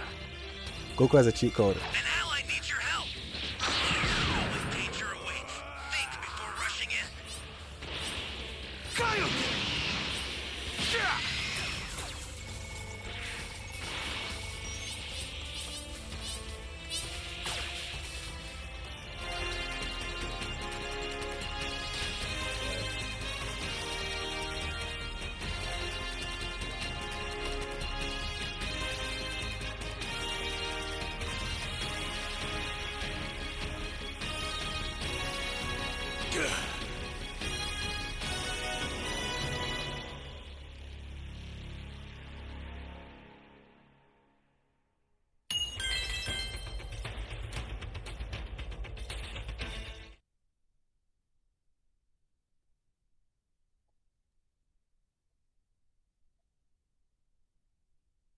disbelief, stating that these Earthlings are way stronger than he could have predicted. Yeah, Noting his master's concern, Dabura decides to step up and finish off the group himself. Babidi asks him what his plan is, but Dabura states that as the Lord of Darkness, no one can beat him with raw strength alone. Since it's Gohan's turn next, Goku wonders if he's been training, but Vegeta cuts in, saying he's gotten soft in the past 7 years. Suddenly though, Dabura appears, congratulating the group for defeating Yakan, but declaring victory over them. Vegeta is unimpressed, and Dabura tells all 3 of them to attack him at once. Gohan steps in though, saying that it's his turn to fight alone, angering Dabura. Back at the Tenkaichi Budokai, the announcer and staff members figure out how they'll resolve the issue of a lack of fighters, given most of them took off. Hercule assumes they left because they were scared to face him, then suddenly gets an idea. After hyping up his adoring fans, the champ suggests an all-out battle royale amongst the remaining contestants, which everyone agrees to. One of the staff members then tells Hercule how brave he is, as all the fighters will likely come after him, given he's the strongest one. The announcer updates the crowd on the new plan and calls the remaining contestants Hercule, Mighty Mask, 18, Jewel, and Killer to the ring. Killer tells Mighty Mask they should take out Hercule together, but he declines and says 18 is the only threat. Meanwhile, Jewel tries to flirt with 18 but is rejected, much to his shock. The announcer then begins the match, and Jewel and Killer are knocked out of the ring in an instant by Mighty Mask and 18, leaving them as the last contenders with Hercule. Confident in his abilities, Hercule says he'll take them both down, but the two ignore him, while 18 thinks something is strange about the way Mighty Mask looks. Hercule thinks on how he'll take both of the fighters down and win over the crowd, raising 2 fingers in the air and announcing his victory. Mighty Mask thinks he's an idiot and decides to keep ignoring him, setting his sights on 18. As Hercule runs in to deliver one of his signature punches, he misses and notices Mighty Mask and 18 trading blows the next moment, surprising him. The two take off into the air, and Mighty Mask attempts to land a blow to 18, but is smacked to the arena floor, recovering easily while Hercule just stands in awe. Mighty Mask dodges a blast from 18 and decides he can't fight in base form, so he transforms into a Super Saiyan to raise his power level. 18 is surprised, then realizing Mighty Mask is actually Goten and Trunks in a costume. The two Super Saiyans shoot a giant ki blast, which actually scares 18, creating an enormous explosion that shocks the entire crowd. Realizing she needs to finish the job quickly, 18 exposes the pair for who they really are, and uses a Destructo Disc to split the costume in half, defeating Mighty Mask as the two Super Saiyans fly away, disqualifying themselves from the tournament. 18 lands back into the ring, and Hercule says he's gonna die. The crowd cheers on both Hercule and 18 as the announcer goes on about the two being the final contestants. Hercule is extremely worried, and Bulma and the others celebrate over how 18 is about to win 10 million Zenny. Meanwhile, Goten and Trunks mope over their loss, but run into Videl outside the tournament grounds and flag her down. Back at the Budokai, 18 makes a move on Hercule, who screams in terror, thinking he's about to get pummeled. 18, however, tells him to shut up and whispers that if he gives her 20 million Zenny, she'll intentionally throw the match. Hercule of course agrees to save his reputation, and 18 pretends as though she was hurt by the champ. Hercule then puts on a show for the crowd, but 18 tells him to cut it short and get things over with. Hercule then rushes at her with his strongest attack, the Ultra Super Megaton Punch, which lands a direct hit to the face. 18 asks if this is really Hercule's strongest move and flies out of the ring intentionally, giving him the victory. As Hercule is happy about his win, 18 tells him she'll be by to pick up the money tomorrow, and if he doesn't pay up, she'll kill him. Videl fills Goten and Trunks in on the current events, and rather than looking worried, the two get excited and rush off in the direction of their dads as Super Saiyans, shocking Videl. While Hercule was busy winning the Budokai, Gohan had been facing off against Dabura. Gohan as a Super Saiyan throws a few punches at the demon and kicks him off into the distance, but Dabura catches himself and blows a stream of fire back at the half Saiyan. Gohan easily dodges it and flies back toward Dabura, but hits a few of the demons after images. The real Dabura is a distance away and announces himself just before he shoots an electrified fireball toward Gohan. It's a direct hit and Gohan is knocked into the surrounding water, then flying back up to the surface and throws away his tattered Great Saiyaman clothes. Goku says Dabura is a lot stronger than he thought he'd be, but Vegeta says he isn't so strong that they can't beat him. He then gets annoyed as Gohan takes longer to finish the fight. Dabura spits at Gohan, but he's able to react fast enough that it only hits his glove, and he removes it before he's turned to stone. Dabura then conjures a sword and nearly hits Gohan, but the Super Saiyan grabs and breaks it before it can make contact. Meanwhile, Babidi is disappointed with Dabura's performance, while Vegeta grows more irritated that this fight is taking so long and plans to step in, yelling yelling that he's only concerned at this point with fighting Goku, which catches Deborah's attention. Deborah then tells Babidi to bring him back to the ship, as he's made an interesting discovery. His master does so, and Deborah retreats, telling Gohan that he's found another ideal fighter for him and that he no longer needs to intervene. Deborah then chats with Babidi, telling him that one of the fighters among the three has evil in his heart that they can use to make him do their bidding. Babidi likes the idea of the three fighting amongst themselves, saying they could provide enough energy to revive Majin Buu after all. Goku and the others wonder about this fighter that's supposedly better than Deborah, and suddenly, Supreme Kai seems to realize what Deborah meant. The wizard then casts a spell, and Vegeta suddenly starts yelling, transforming into a Super Saiyan. Supreme Kai tells Vegeta that Babidi's trying to control him, but the Saiyan Prince can't seem to break free. Babidi watches from his crystal ball, stating now that he's under his control, he'll release Vegeta's hidden powers and allow him to overcome his limits. Things then settle down a bit as Vegeta looks up with an M now visible on his forehead, symbolizing the spell's success as Majin Vegeta was born. Pleased with his work,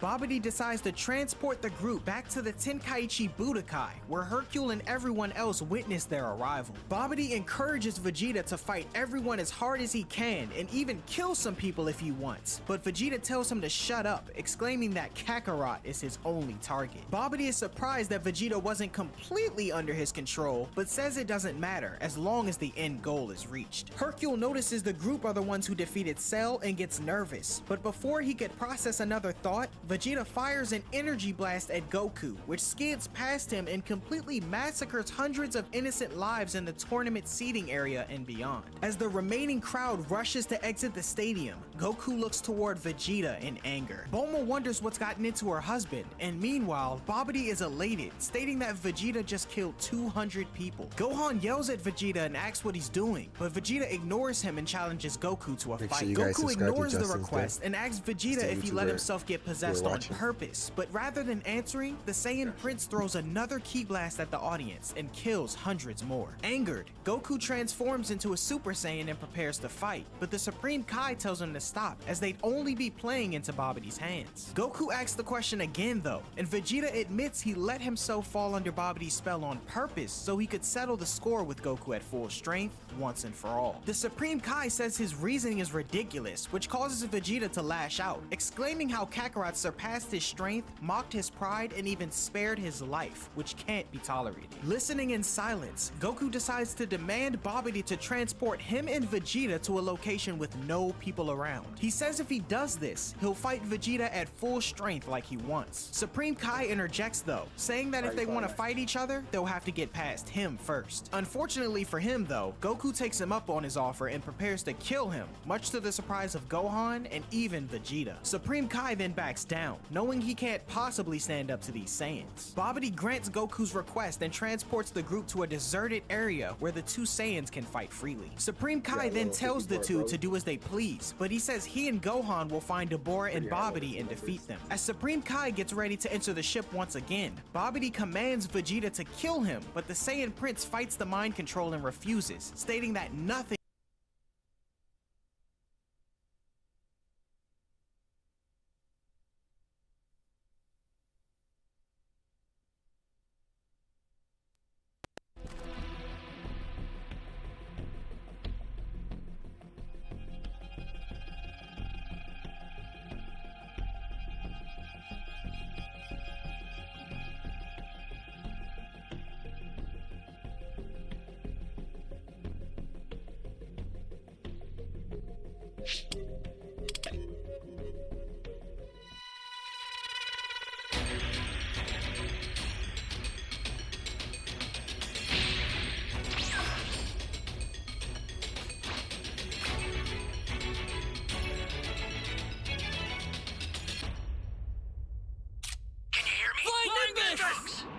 I've set a super time machine, as well as a crate of supplies.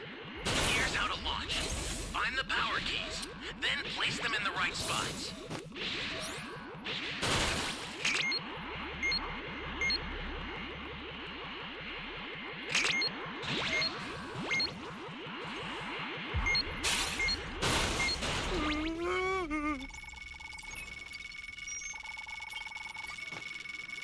Thanks.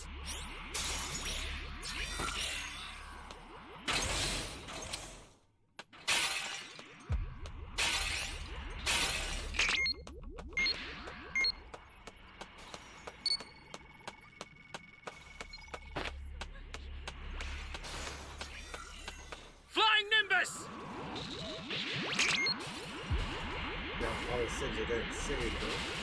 You found a power key. Go slot it.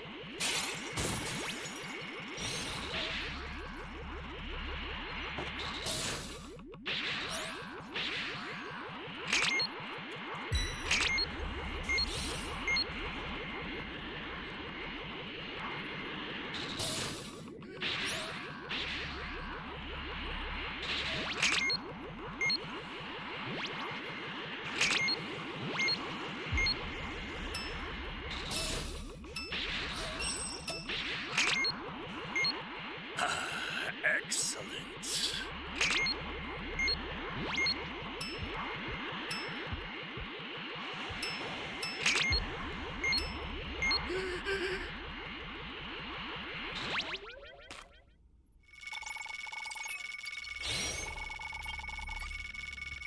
You have my Bro, we're thanks. the only ones keeping the game alive right now. Real fast. That's a new power key. Place it now.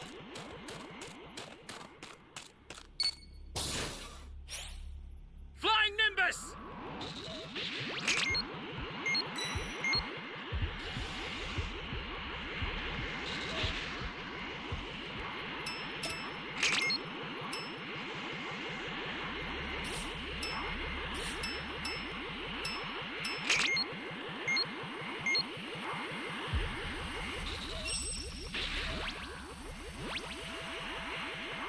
Hey, great! You found another power key.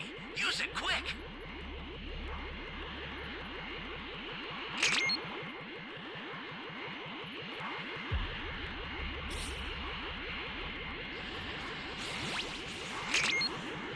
You're not jumping.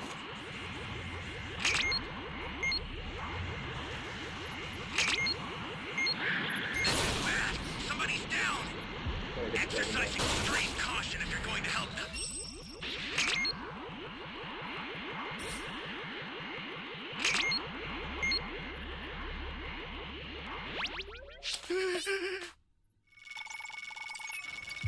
Ally down! If you intend to rescue them, You have my watch thanks. out for enemies.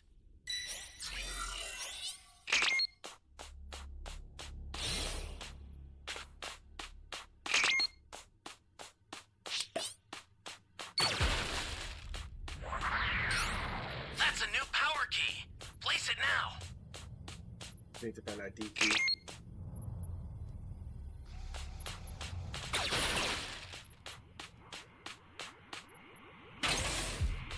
Great!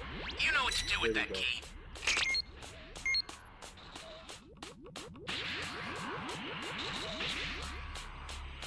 This is bad! Somebody's down! Exercise extreme caution if you're going to help them.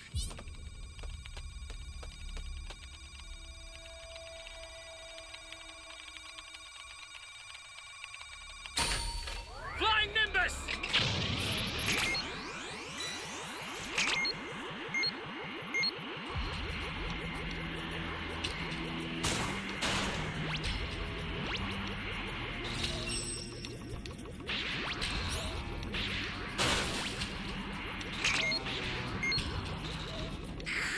Kakarot.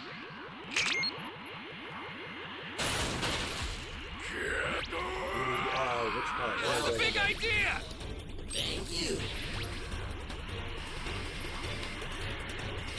Thought I was a goner there.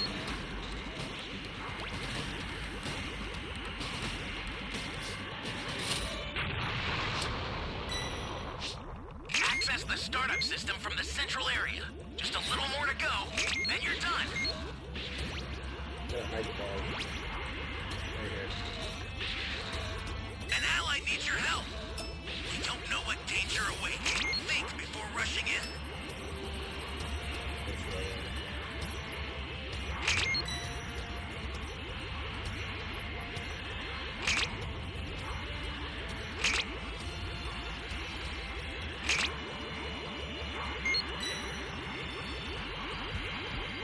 The startup system's under attack. It's dangerous, Really haven't? so tread carefully if you want to Think get really hasn't closer. yet. Flying The Nimbus! startup system is under attack. Stop it if you can, but retreat if you need to. Got it? Oh man.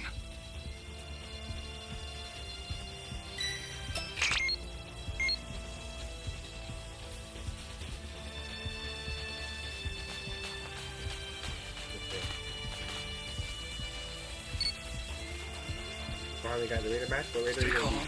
Stay calm. good luck.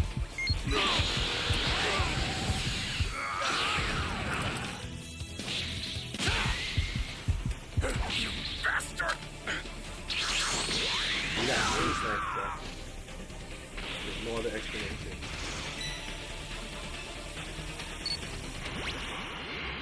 I'll send some supplies to help. Make good use of them.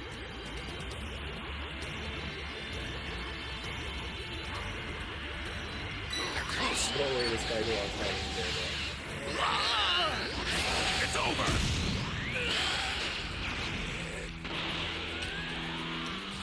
Give me some of us. Some Finished already.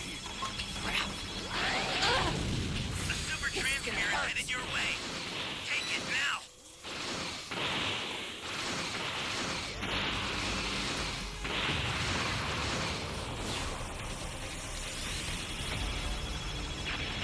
A monster! No. I'm the devil himself! I owe you one.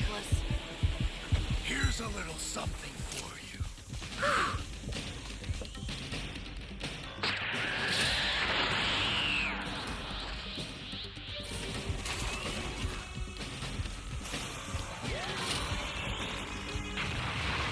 Flying Nimbus!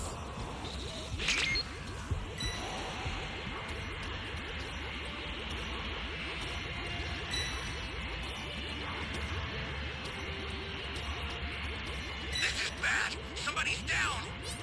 Exercise extreme caution if you're going to help them. Ally down! If you intend to rescue them, watch out for enemies.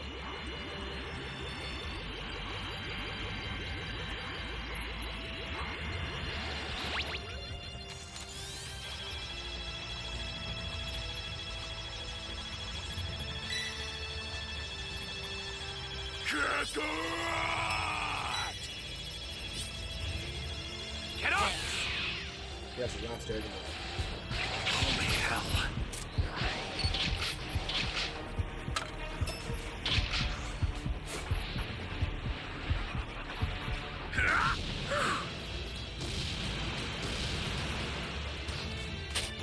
Ooh, we got him.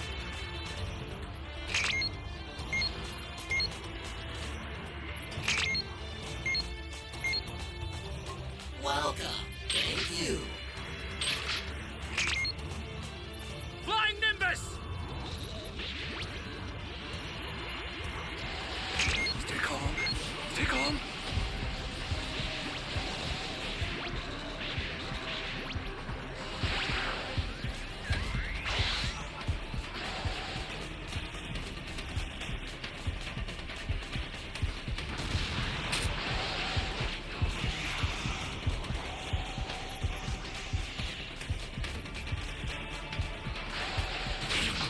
Bastard, for real.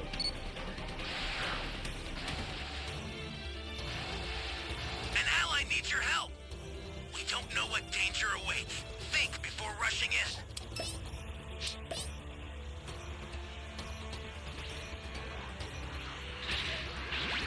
Close.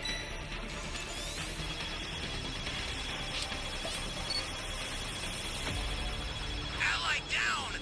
If you intend to rescue them, watch out for enemies. The startup system's destroyed. The escape time machine's almost prepped. You need to head for the beacon that's indicated by a blue light. I owe you one. Flying Nimbus! Flying Nimbus!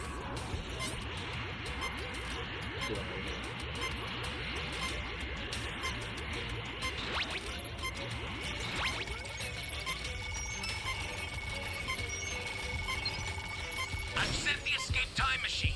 Use it to get out of there. Ah, we were close. Got us.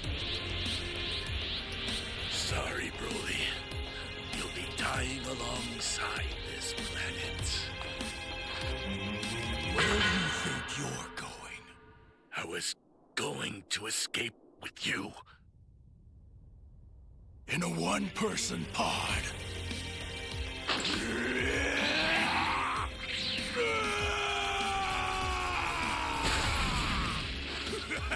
Right.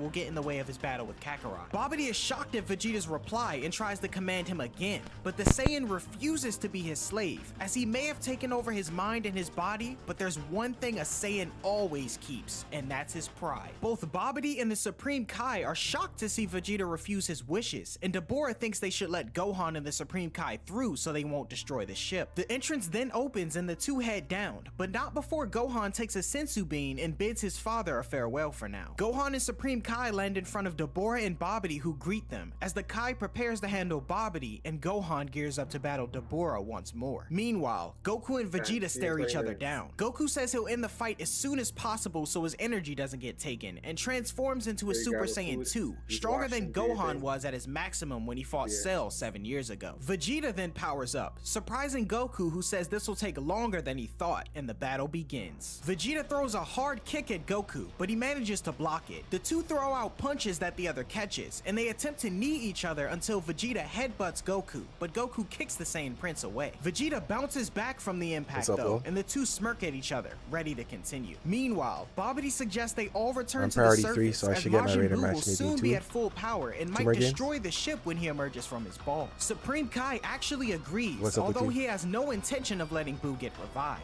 Babidi changes locations and asks Dabura if he can defeat Gohan, to which he replies that he's trash and he'll get rid of him soon enough. Gohan then remembers what his father said about him using his anger to his advantage and transforms into a Super Saiyan as they all prepare to fight one another. Suddenly though, the meter on Majin Buu's ball begins to beep, alerting Babidi that Majin Buu is at full power as he shouts with joy, much to the terror of both Supreme Kai and Gohan. Supreme Kai wonders how this could be, but Gohan explains that the power emitting from the battle between his father and Vegeta must be so great that it fueled Buu's revival expeditiously. Meanwhile, Goku and Vegeta continue to trade blows in their epic battle, appearing to be on par with each other. Goten and Trunks, far off in the distance, wonder where that incredible energy is coming from and decide to keep going to figure out what's going on. The two Saiyans pause to catch their breath, and Goku tells Vegeta that although he trained constantly in the afterlife, it appeared as though the two were about the same level of strength. Vegeta says that he himself may have trained harder, but the gap between them in power has always been there, which is why he allowed himself to be controlled by Babidi so he could close it and reign supreme. Goku questions Vegeta's true motive though, causing him to exclaim how he wanted to return to the way he was before,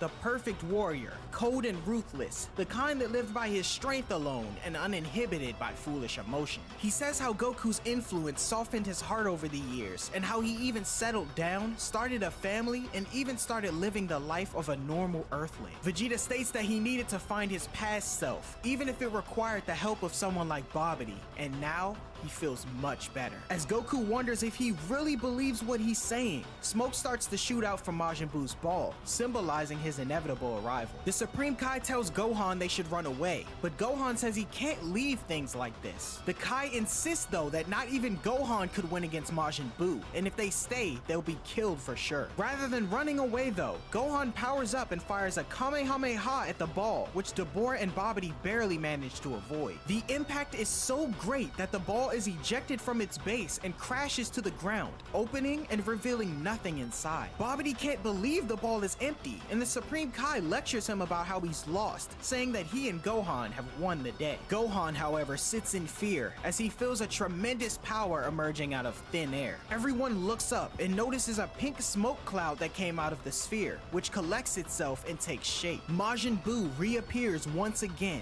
much to the shock of Gohan and Supreme Kai. Buu stands smiling as everyone watches. Dabura asks Babidi if this creature is really Majin Buu, but Supreme Kai confirms, as he says he could never forget such a terrifying face. Dabura, however, thinks he looks ridiculous, and meanwhile, Gohan tells Supreme Kai that he might be able to defeat Majin Buu since he's been in captivity for so long. We cut back to the battle between our Saiyan warriors, as Goku pauses after sensing Majin Buu's energy. Vegeta, however, laughs, stating that Buu is nothing, as they've proved to be stronger than their opponents at every every turn. Goku, however, disagrees, saying that this power is different somehow, but Vegeta, unwilling to stop this fight, ignores the statement. Meanwhile, Babidi introduces himself to Buu and tells him that he's his new master. Buu, however, plays around with him, as Dabura says there's nothing to gain from such a weak-minded moron. Hearing this, Buu skips over to Dabura, who welcomes the chance to fight him. Gohan begins to have his doubts about Buu, but Supreme Kai is certain that he's a serious threat. Buu then releases steam from his body and smirks, ferociously gouging Dabura's eyes and kicking him into a nearby boulder, surprising everyone watching. As Buu claps for himself like a child, Bro, that's the Babidi worst. is pleased with That's his the servant worst. It strength. happens to me a Babidi lot. compliments Buu And as I he don't dances understand why. around, and Gohan can't believe this It's like monster bad has so luck. much power, stating it explosively grew in an instant. Meanwhile, Trunks feels a huge But then key again, we do and it wonders too, right? what's going on. Goten wonders which way they should go, and Trunks suggests heading toward it, as it's probably the monster they heard about. Goku notes that Majin Buu's ki has increased and says they need to do something now, as it's their fault they he's been would be awakened ugly to in begin real with. life. Vegeta, of course, knows Especially this, Babidi. but still wanting to finish the fight, he says he doesn't care. Goku tells him everyone will be killed, including his wife and son, but Vegeta lashes out again, saying that he got gave Hero himself to Heavy, Babidi yeah, so he could be definitely free of emotion. Goku, however, tells him Or to someone cut it from the out, as he's Power still Keeper. able to think for himself. Realizing their battle will be put on hold, Vegeta agrees to one. fight Buu together with Goku and asks for a Sensu Bean to regain his energy. As Goku reaches for a couple prepared to fight the monster together, Vegeta knocks him out and eats one of the beans, stating that he'll finish off Buu himself since he's to blame for all this. Meanwhile, Gohan suggests killing Babidi to the Supreme Kai, but he tells him not to, as he's the only one with the power to seal Buu away again when he eventually becomes too much for him to handle. He then gives up, saying all hope is lost, but Gohan suggests trying to escape. Shortly after, Babidi gives Buu the orders to kill the two heroes. Gohan grabs Supreme Kai and flies off, stating that he's confident in his own speed. Buu, however, takes off and appears in front of the two in mere moments, surprising Gohan as he's smacked to the ground. Supreme Kai attempts to attack Buu, but Buu claps his hands together and smashes his face, then pounding him to the ground, same as Gohan. Buu lands on the ground next to a beaten Supreme Kai, as Babidi cheers him on to kill him and Gohan. The Kai attempts to use his telekinetic powers to hurt Buu, but it has no effect. Buu, however, recovers and replicates the move, knocking the Supreme Kai across the deserted area and lands on his back, crushing him. Babidi takes this time to taunt the Supreme Kai, but suddenly Gohan intervenes, kicking Buu in the face and leaving his footprint. Buu recovers and Babidi runs off, as Gohan is amazed by Buu's power. Buu tells Gohan he's annoying and shoots an energy blast his way, sending the Super Saiyan flying into the air, unable to stop himself. As Babidi cheers in excitement, Supreme Kai uses his telekinetic powers to extinguish the blast, as Gohan falls into a forest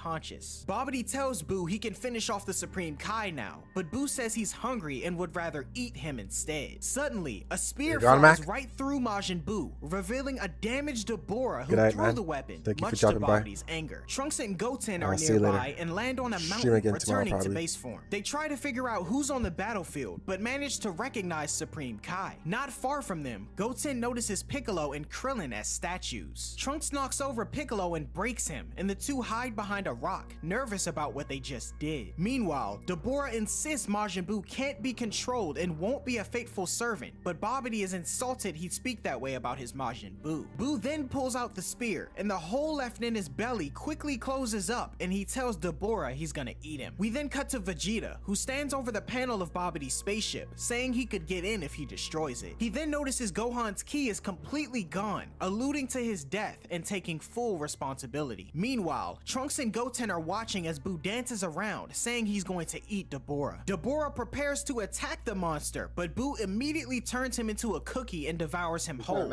killing the Demon King. The two kids are shocked, and suddenly Krillin returns to normal. He notices Goten and Trunks and wonders why they're here, as Trunks is confused on why he was just a statue. Krillin remembers being spat on by Dabura, and Goten thinks that must have been the guy who was just eaten. Trunks figures Krillin returned to normal once he died, and suddenly has a realization. He runs off towards Piccolo's remains and gets scared thinking he killed him, but the Namekian is on one of the rocks above them, watching the events play out with Buu. Trunks wonders how Piccolo was able to survive, but Piccolo says he can regenerate as long as his brain isn't damaged. Babidi then commands Buu to eat the Supreme Kai, and Piccolo is taken aback to find him lying weak on the ground. Krillin tells Piccolo to calm down though, as there's no chance for him to defeat someone like Boo. Boo lists off all the different ways he could eat Supreme Kai, but suddenly an explosion interrupts his thoughts. It was Vegeta who destroyed Bobity's spaceship. Bobity is of course enraged, while Trunks is overjoyed to see his father. Vegeta identifies the strange and bizarre looking creature as Majin Buu, and he's angry over the loss of Gohan. Piccolo's shocked to hear this, and Boo gets upset about the Saiyan Prince calling him ugly. Boo says he'll kill Vegeta, and Bobity gives him the green light. Krillin notices Boo's ki has gotten higher, and Vegeta says he intends to take him and Bobity to hell with him. Supreme Kai realizes that Vegeta intends to die as he powers up and rushes in, hitting Boo with a heavy kick and following it up with a punch to the face, sending him flying. Vegeta launches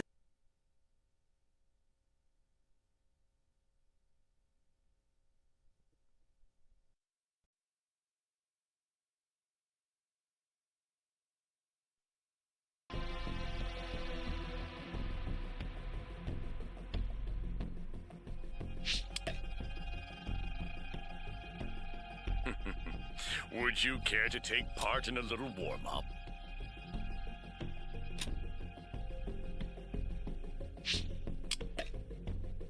Show me what you can really do, or you're going to regret it.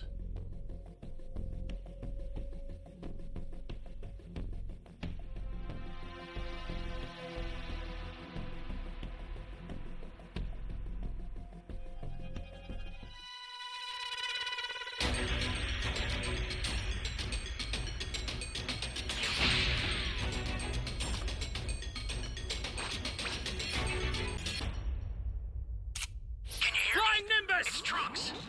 I've set a super time machine, as well as a crate of supplies. Here's how to launch. Find the power keys, then place them in the right spots. Whoa, how the heck did this guy get level 2 already? You found a power key. Go slot it.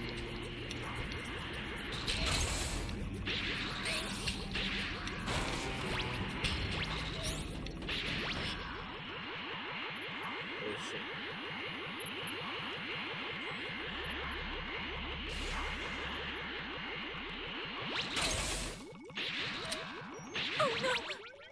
Oh, I got a key radar, so that's a little hand. Thank you so much.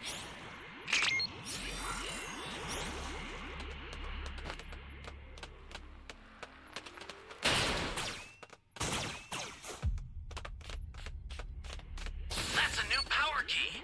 Fly Place it now. Nimbus!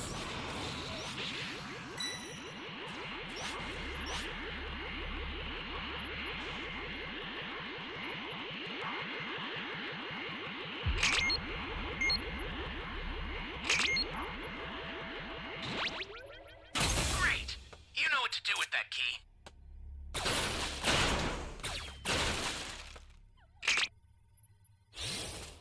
Ooh.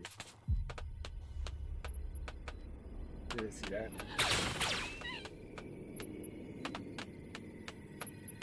Someone!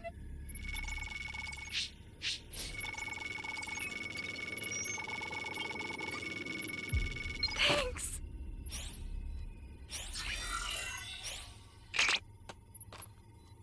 Flying Nimbus!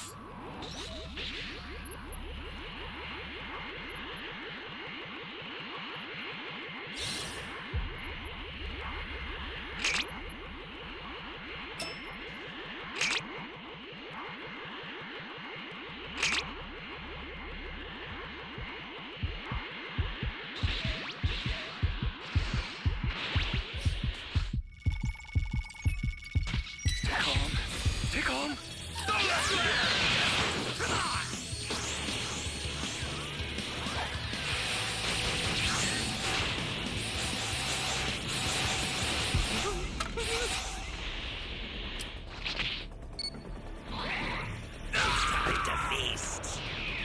Gotta save that girl, man.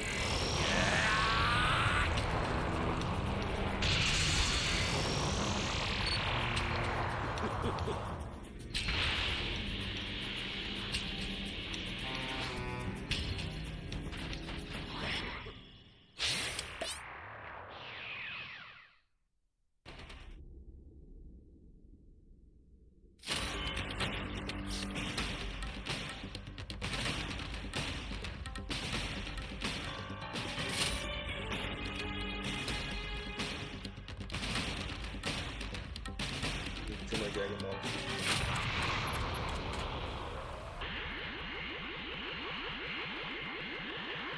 Come out!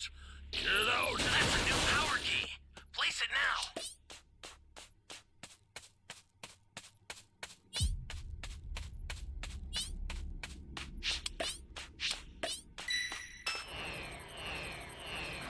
That's nothing, bro. No one save me, guys.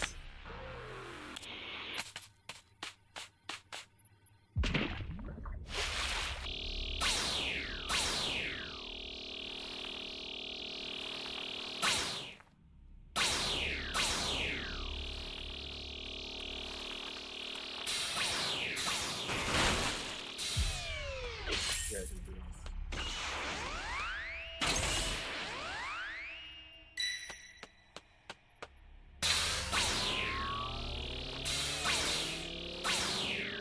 Great. You know what to do with that key.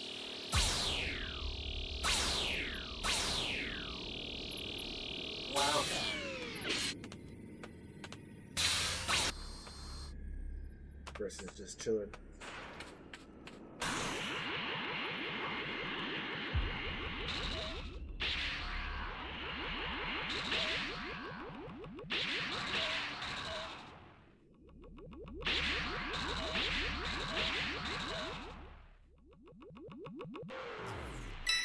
You've got all 7 Dragon Balls. Summon Shenron at the altar.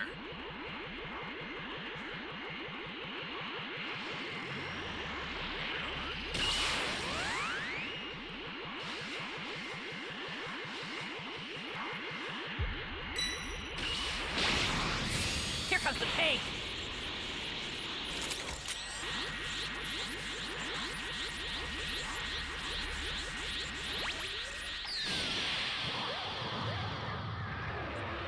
Now, it shall be done. I will grant your wish. Here goes.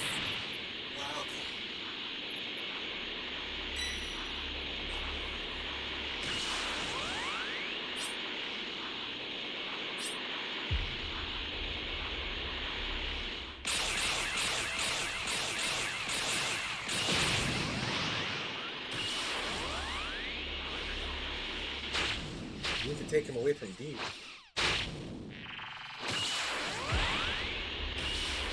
One key's right there. The other one right there. He's dead there.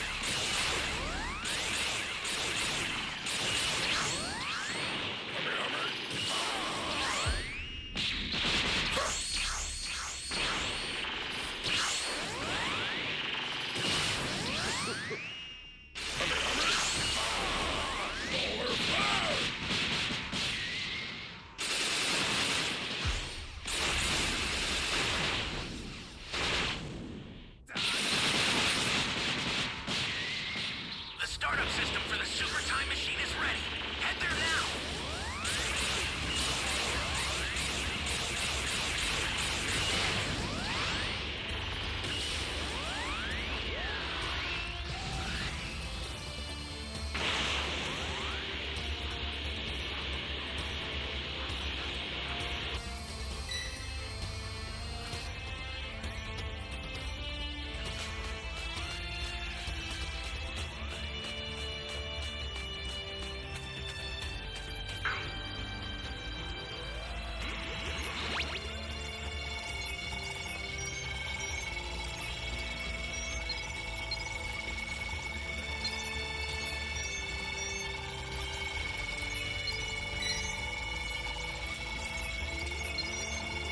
Guy's not Ally good. down!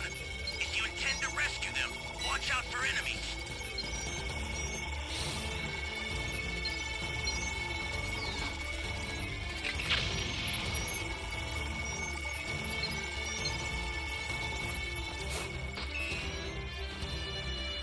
Flying Nimbus!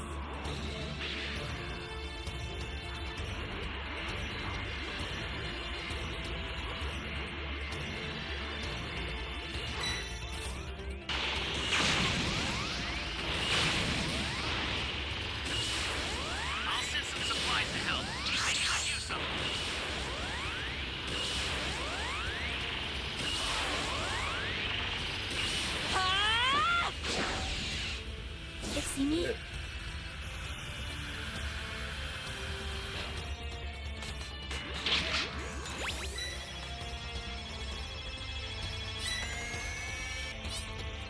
The startup system's under attack. It's dangerous, so tread carefully if you want to get closer. Guys, what is the whole The match? startup system is under attack. This guy's waiting for his Stop escape it time if you machine. can, but retreat if you need to. Got it? He's level 3. With 2 drinks. What was that? An ally needs your help. We don't know what danger awaits. Think before rushing in.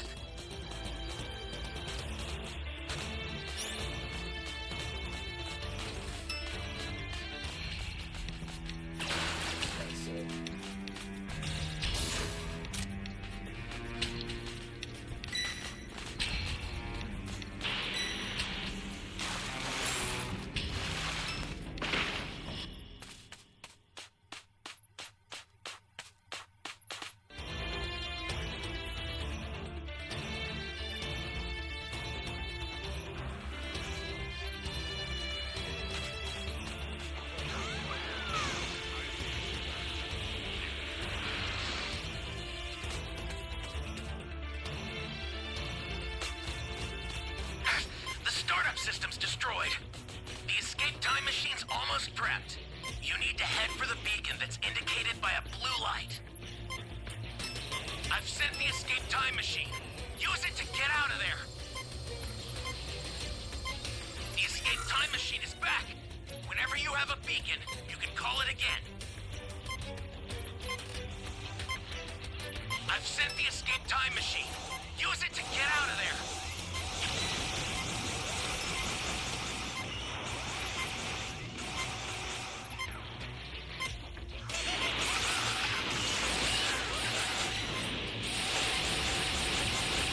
Ally down. If you intend to rescue them, watch out for enemies.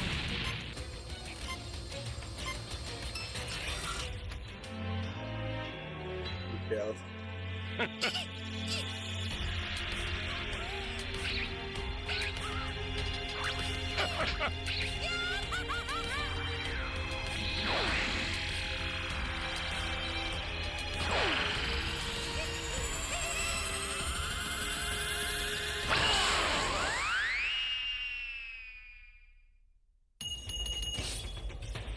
The fleet opens.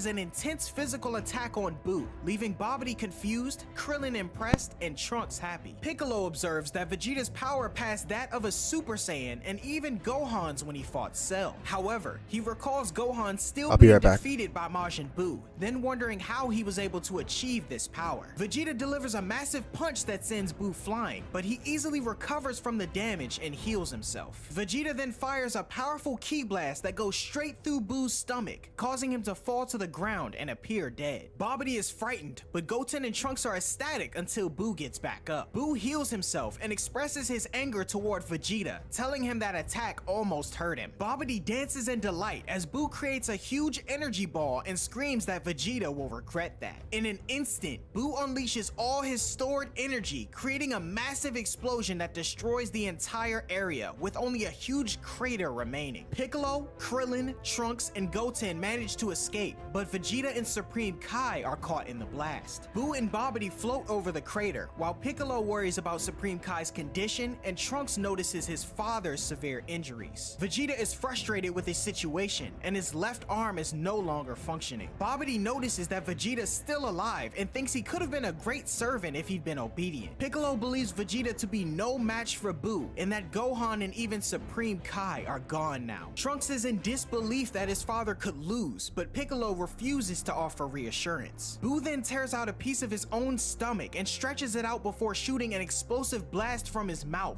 narrowly missed by Vegeta. Buu then throws the piece of stomach around Vegeta and traps him. The monster celebrates while Vegeta lies on the ground and kicks the Saiyan Prince, pounding him while he's defenseless. Krillin says at this rate Vegeta will be killed and wonders where Goku and Gohan are. Goten refuses, however, to believe that his brother is dead. Despite Piccolo's warning, Trunks turns Super Super Saiyan and flies off to help Vegeta, with Goten following. Trunks kicks Boo off of Vegeta, knocking him away, and Goten unravels Vegeta from the piece of stomach. The boys tend to him, and Babidi is surprised that Vegeta still has allies. It doesn't bother him though, as he believes Majin Buu to be invincible and will kill them all. Stating that what he did is unforgivable though, Piccolo tells Babidi that he may not be able to defeat Buu, but he can at least kill him. Babidi states though that if he dies, no one can seal Buu away, but Piccolo responds that the world will be destroyed even if Babidi lives. The wizard tries to call Buu over to help him, but Piccolo cuts him in half with one swift chop. Meanwhile, Vegeta tells Trunks to take care of his mother, and his son is confused as he smiles. Vegeta instructs the boys to find shelter as he plans to confront Majin Buu alone. Trunks suggests fighting together, but Vegeta believes that Buu can't be defeated by normal means. Despite Trunks and Goten's insistence that they can help, Vegeta expresses his desire to hug Trunks, whom he hasn't embraced since he was a baby. Trunks is hesitant, but Vegeta hugs him anyway before knocking him unconscious with a blow to the back of the neck. Vegeta then punches Goten in the stomach, rendering him unconscious as well. Piccolo arrives and carries the boys away as Buu awakens, puzzled about who attacked him. Vegeta asks Piccolo to take the boys far away, and then reveals his intention to sacrifice himself in battle, wondering what will happen to him when he dies. When Piccolo explains that Vegeta's soul will be sent to a different world than Goku's, and his memories will be erased after death, Vegeta expresses regret and urges Piccolo to leave quickly. Vegeta stops Buu from pursuing the boys as Piccolo and Krillin fly away, Vegeta then powering up and preparing to self-destruct in order to defeat the monster. Krillin wonders about Vegeta's plan, and Piccolo explains that Vegeta is finally fighting for someone other than himself for the first time, willing to give up his life in the process. Vegeta then bids a final farewell to Bulma, Trunks, and even Kakarot, detonating himself and creating a massive explosion. Piccolo and Krillin feel the impact of the blast despite being far away, mourning the loss of the Saiyan Prince. Meanwhile, Bulma is questioning Vegeta's motives for killing innocent people at the tournament, but Yamcha suggests they focus on using the Dragon Balls to bring back the deceased. Master Roshi notices that Vegeta seemed to be full of evil, and suddenly, the plane experiences turbulence. Roshi points out that a huge explosion occurred in the distance, and Bulma suspects it's related to Vegeta. On the battlefield, only Vegeta's ash figure remains after his final attack, and Piccolo instructs Krillin to take the boys home while he investigates. He tells Krillin to explain what happened to everyone, as he isn't sure about Goku, but is positive that Gohan was killed after hearing Vegeta mention it. At the battlefield, Piccolo realizes that Vegeta's plan was to prevent Majin Buu from regenerating and sees Babidi's remains as he clings on to life. As Piccolo prepares to finish off the wizard, small pieces of Buu start moving and eventually form a larger mass, making the monster whole once again. Piccolo then takes off in fear, and Buu heals Babidi, who wants to make the three responsible for his previous conditions suffer. Piccolo catches up with Krillin and informs him of Buu's reappearance, as Krillin states that Vegeta died for nothing. Piccolo then takes the boys to the lookout, as they're the world's only hope against Buu and Babidi's evil plans. Meanwhile, the Supreme Kai is still alive and hopes that Gohan survived as well. After waking up, Goku realizes that Vegeta took the last Senzu and fought Majin Buu alone while he was knocked out. He senses Buu's ki, but not Vegeta's or Gohan's, and wonders what happened. He uses instant transmission and meets with Krillin, Piccolo, Mr. Popo, and Dende at the lookout, later learning that Gohan, Supreme Kai, and even Vegeta have all been killed. Goku explains to his friends that he won't be able to defeat Buu alone, and says that if he was only able to use a fusion technique that he learned from the Metamarines in the afterlife, they'd stand a chance. Mr. Popo suggests Goten and Trunks learning the technique, and Goku agrees to teach it to them before he has to leave. Piccolo warns that it will take a long time for the boys to master the fusion, and many lives will be lost to Majin Buu in the meantime. In the midst of their conversation though, Shenron appears as Bulma and the others summoned him to wish back those that were killed by Vegeta's hands. Goku arrives to try to stop them from wasting any wishes for now, but it was too late as the first wish was used. Dende instructs everyone not to use the remaining 2 wishes, so they'll only need to wait 4 months to use the Dragon Balls again. Goku then contacts Dende to tell Krillin to bring everyone to the lookout, and Yamcha asks Goku what's going on, while Babidi and Buu continue to fly, and Kibito is shocked to find himself alive again. Kibito tries to understand what's happening, but he senses that the Supreme Kai is alive and rushes.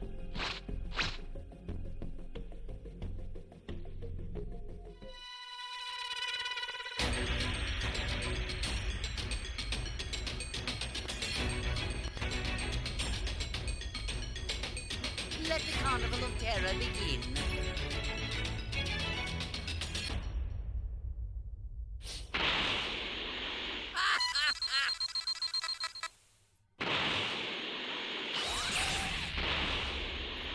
Give me the Dragon Ball.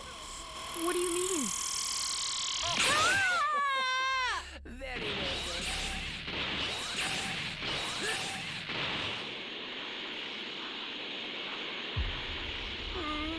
Give me the Dragon Ball. Sorry, you got the wrong guy. If you do not have them, then I have no need for you.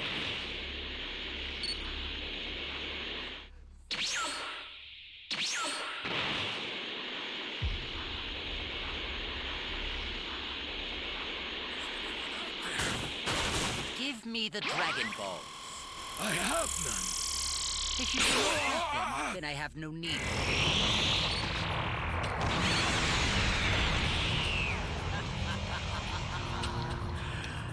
Careful now.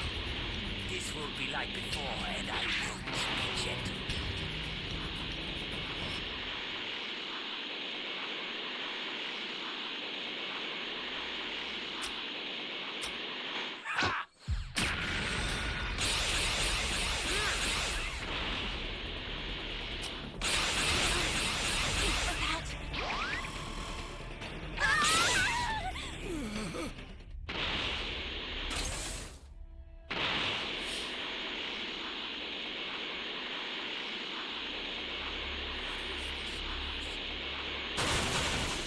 The Dragon Balls. You won't get your wish. Very well. I'll make sure your death is quick. I must apologize for my attitude before. I've underestimated you.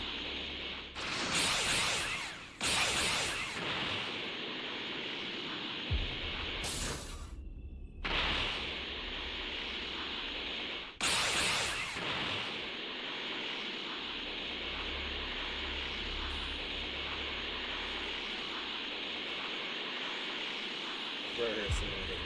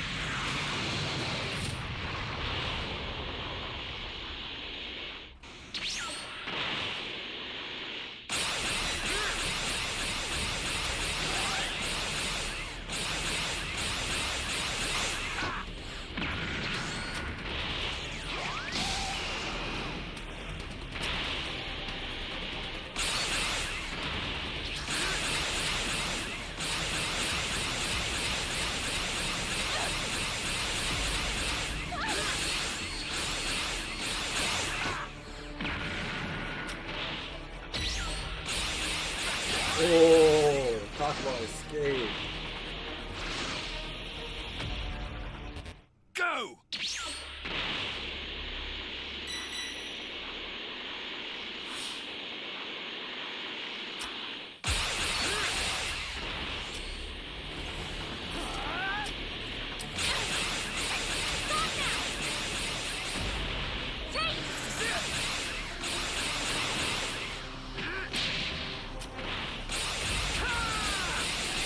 Oh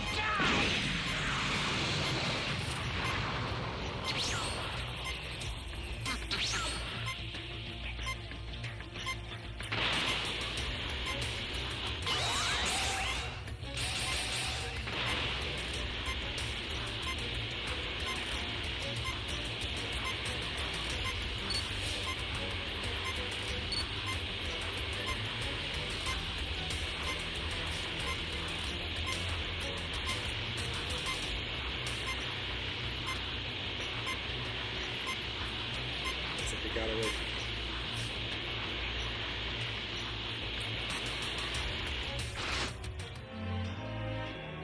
We got a W.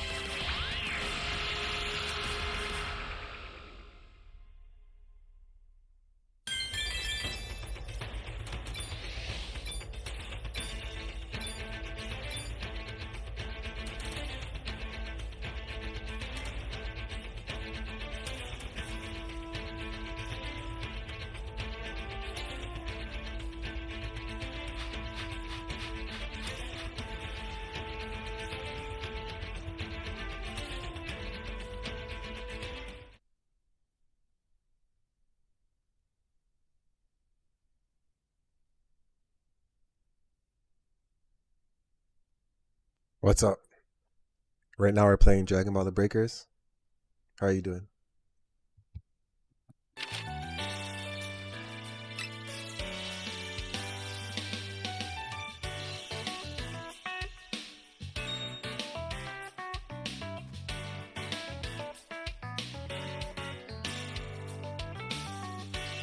To his aid. The Kai is barely hanging on, but Kibito heals him just in time. They both feel the immense energy of Majin Buu and fear for the safety of the universe, but Supreme Kai sees a glimmer of hope in Gohan's power, believing that he can surpass Buu with his hidden potential. They then come across Gohan's location and see he's in critical condition and just barely alive. Supreme Kai instructs Kibito to teleport the three of them to their sacred realm, and although he's hesitant at first, Kibito does the Kai's bidding. Meanwhile, at Kami's lookout, everyone is gathered. Bulma's parents decided to stay home, and Tien and Chaozu were nowhere to be found. Bulma and Chi-Chi then inquire about the location of Gohan, Goten, Trunks, and Vegeta. Goku informs them that Goten and Trunks are safe, but Gohan and Vegeta had been killed by Majin Buu. This news causes Chi-Chi to faint and Bulma to cry out in sadness. Suddenly, Babidi interrupts everyone's thoughts and addresses the people of Earth, threatening to destroy an entire city if Piccolo, Trunks, and Goten do not surrender to him. Buu demonstrates his strength by turning a city's population into candy and devours them, prompting fear and panic worldwide as the Z Fighters remain powerless. To demonstrate more of Buu's devastating abilities, Babidi has him destroy the now deserted city with a single breath. He threatens to turn anyone who knows the whereabouts of Piccolo, Trunks, and Goten into candy and eat them if they don't speak up. Babidi gives everyone 5 days to find them before he destroys the Earth, and a Budokai attendant contacts him to reveal the names of the participants. Babidi demands their addresses and kills the attendant when he can't provide them, scaring the man next to him. Piccolo suggests going to stop Buu himself, but Goku explains that they need to teach the boys fusion to defeat Buu and that they can restore Earth with the Dragon Balls later. Meanwhile, in the sacred world of the Kais, Gohan is restored by Kibito and thinks he must be dead. However, he's told that he was saved and might have a chance at victory. The Supreme Kai instructs Gohan to use the Z Sword to defeat Majin Buu, and after some hesitation on Kibito's end, the three head toward the sword's location. Meanwhile on Earth, Goku informs Goten and Trunks about the loss of Gohan and Vegeta. The boys cry, and Goku yells at them to stop and focus their efforts to learn a new technique to avenge them. Goku then tells them that they'll be using the hyperbolic time chamber to begin their training. Meanwhile, Gohan asks Kibito what will happen if he removes the Z Sword, and Kibito responds that he should gain an enormous amount of power, possibly enough to defeat Majin Buu. Gohan is amazed, but Kibito assures him that he won't be able to remove the sword. Despite struggling, Gohan manages to remove the sword while transforming into a Super Saiyan, shocking Kibito and pleasing the Supreme Kai. Kibito continues to doubt Gohan's ability to wield the sword correctly though, and after Gohan hands the sword to him to try it for himself, he drops it, revealing its true weight and power. Kibito, however, tries to downplay it, then claiming Gohan needs to be the one to train hard and master the blade. Back on Earth, Goku explains the fusion technique, stating if performed correctly, Goten and Trunks will be able to stay fused for 30 minutes, but after unfusing, won't be able to do it again for a while. Trunks and Goten are initially hesitant to learn from Goku due to his perceived weakness after the loss of Gohan and Vegeta, but suddenly, Majin Buu destroys another city. Babidi threatens to keep killing if Trunks, Goten, and Piccolo don't show themselves. Trunks and Goten, however, call out to Buu, telling him that they'll defeat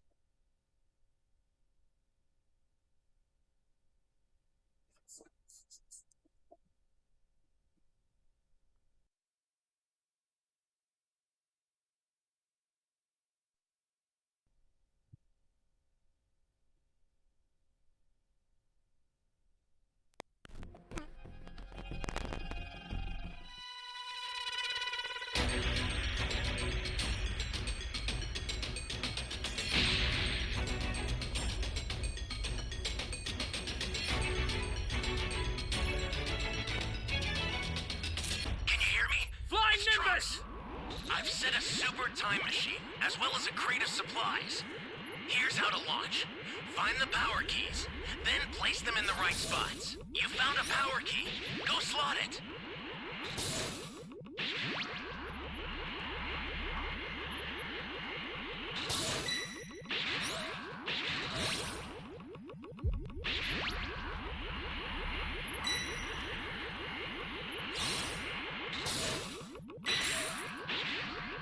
This is bad. Somebody's down. Exercise extreme caution if you're going to help them.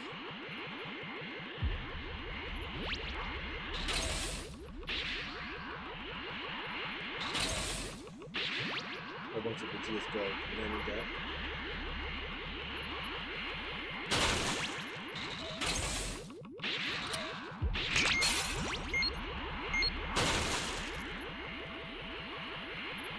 Great.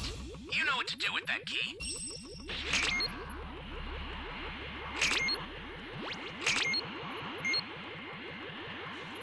That's a new power key. Place it now.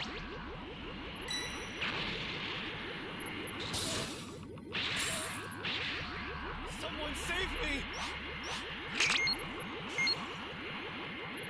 An ally needs your help. We don't know what danger awaits. Think before rushing in. Hey, great! You found another power key. Use it quick.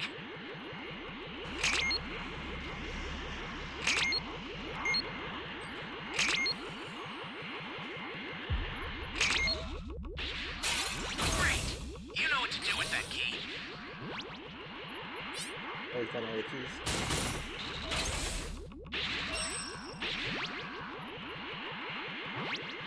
Give us seconds.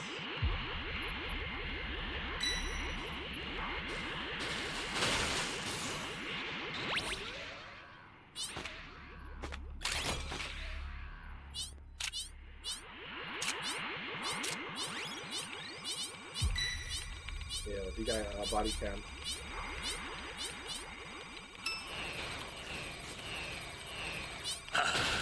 Excellent. This is bad. Somebody's down. Exercise extreme caution if you're going to help them.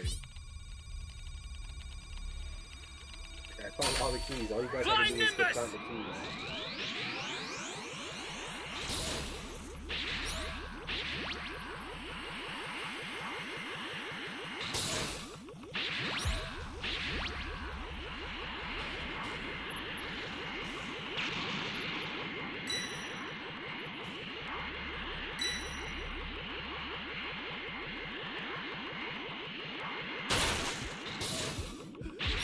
Someone!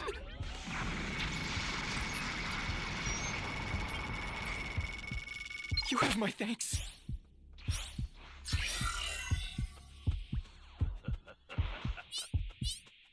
Stay calm. Stay calm. Oh, man. Flying Nimbus!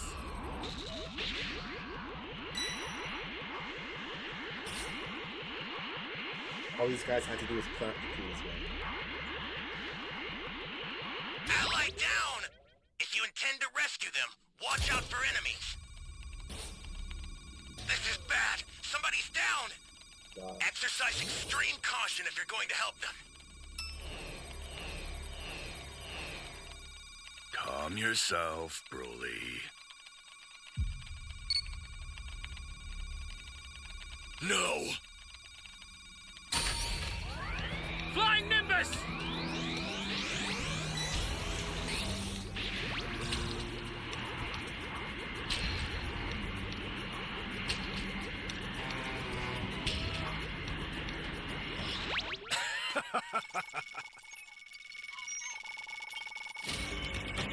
You're a big help.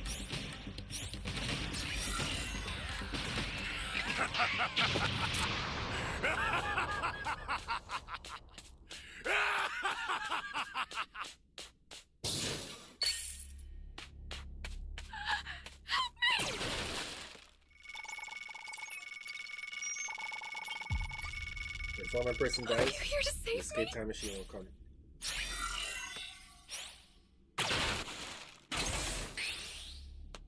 Flying Nimbus!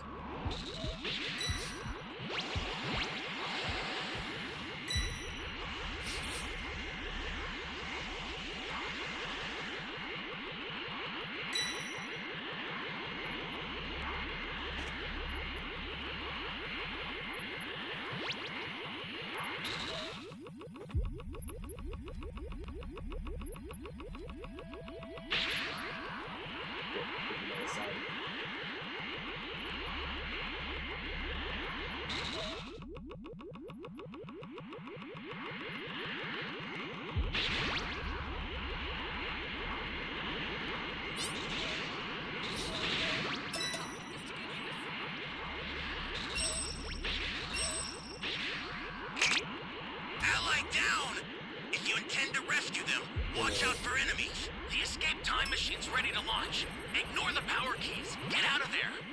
There's a beacon where the blue light is. Do you see it? Head that way fast.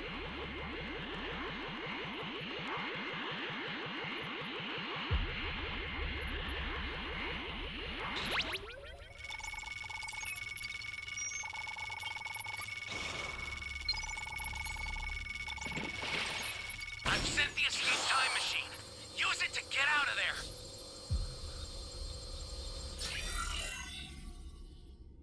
We got wrecked, man.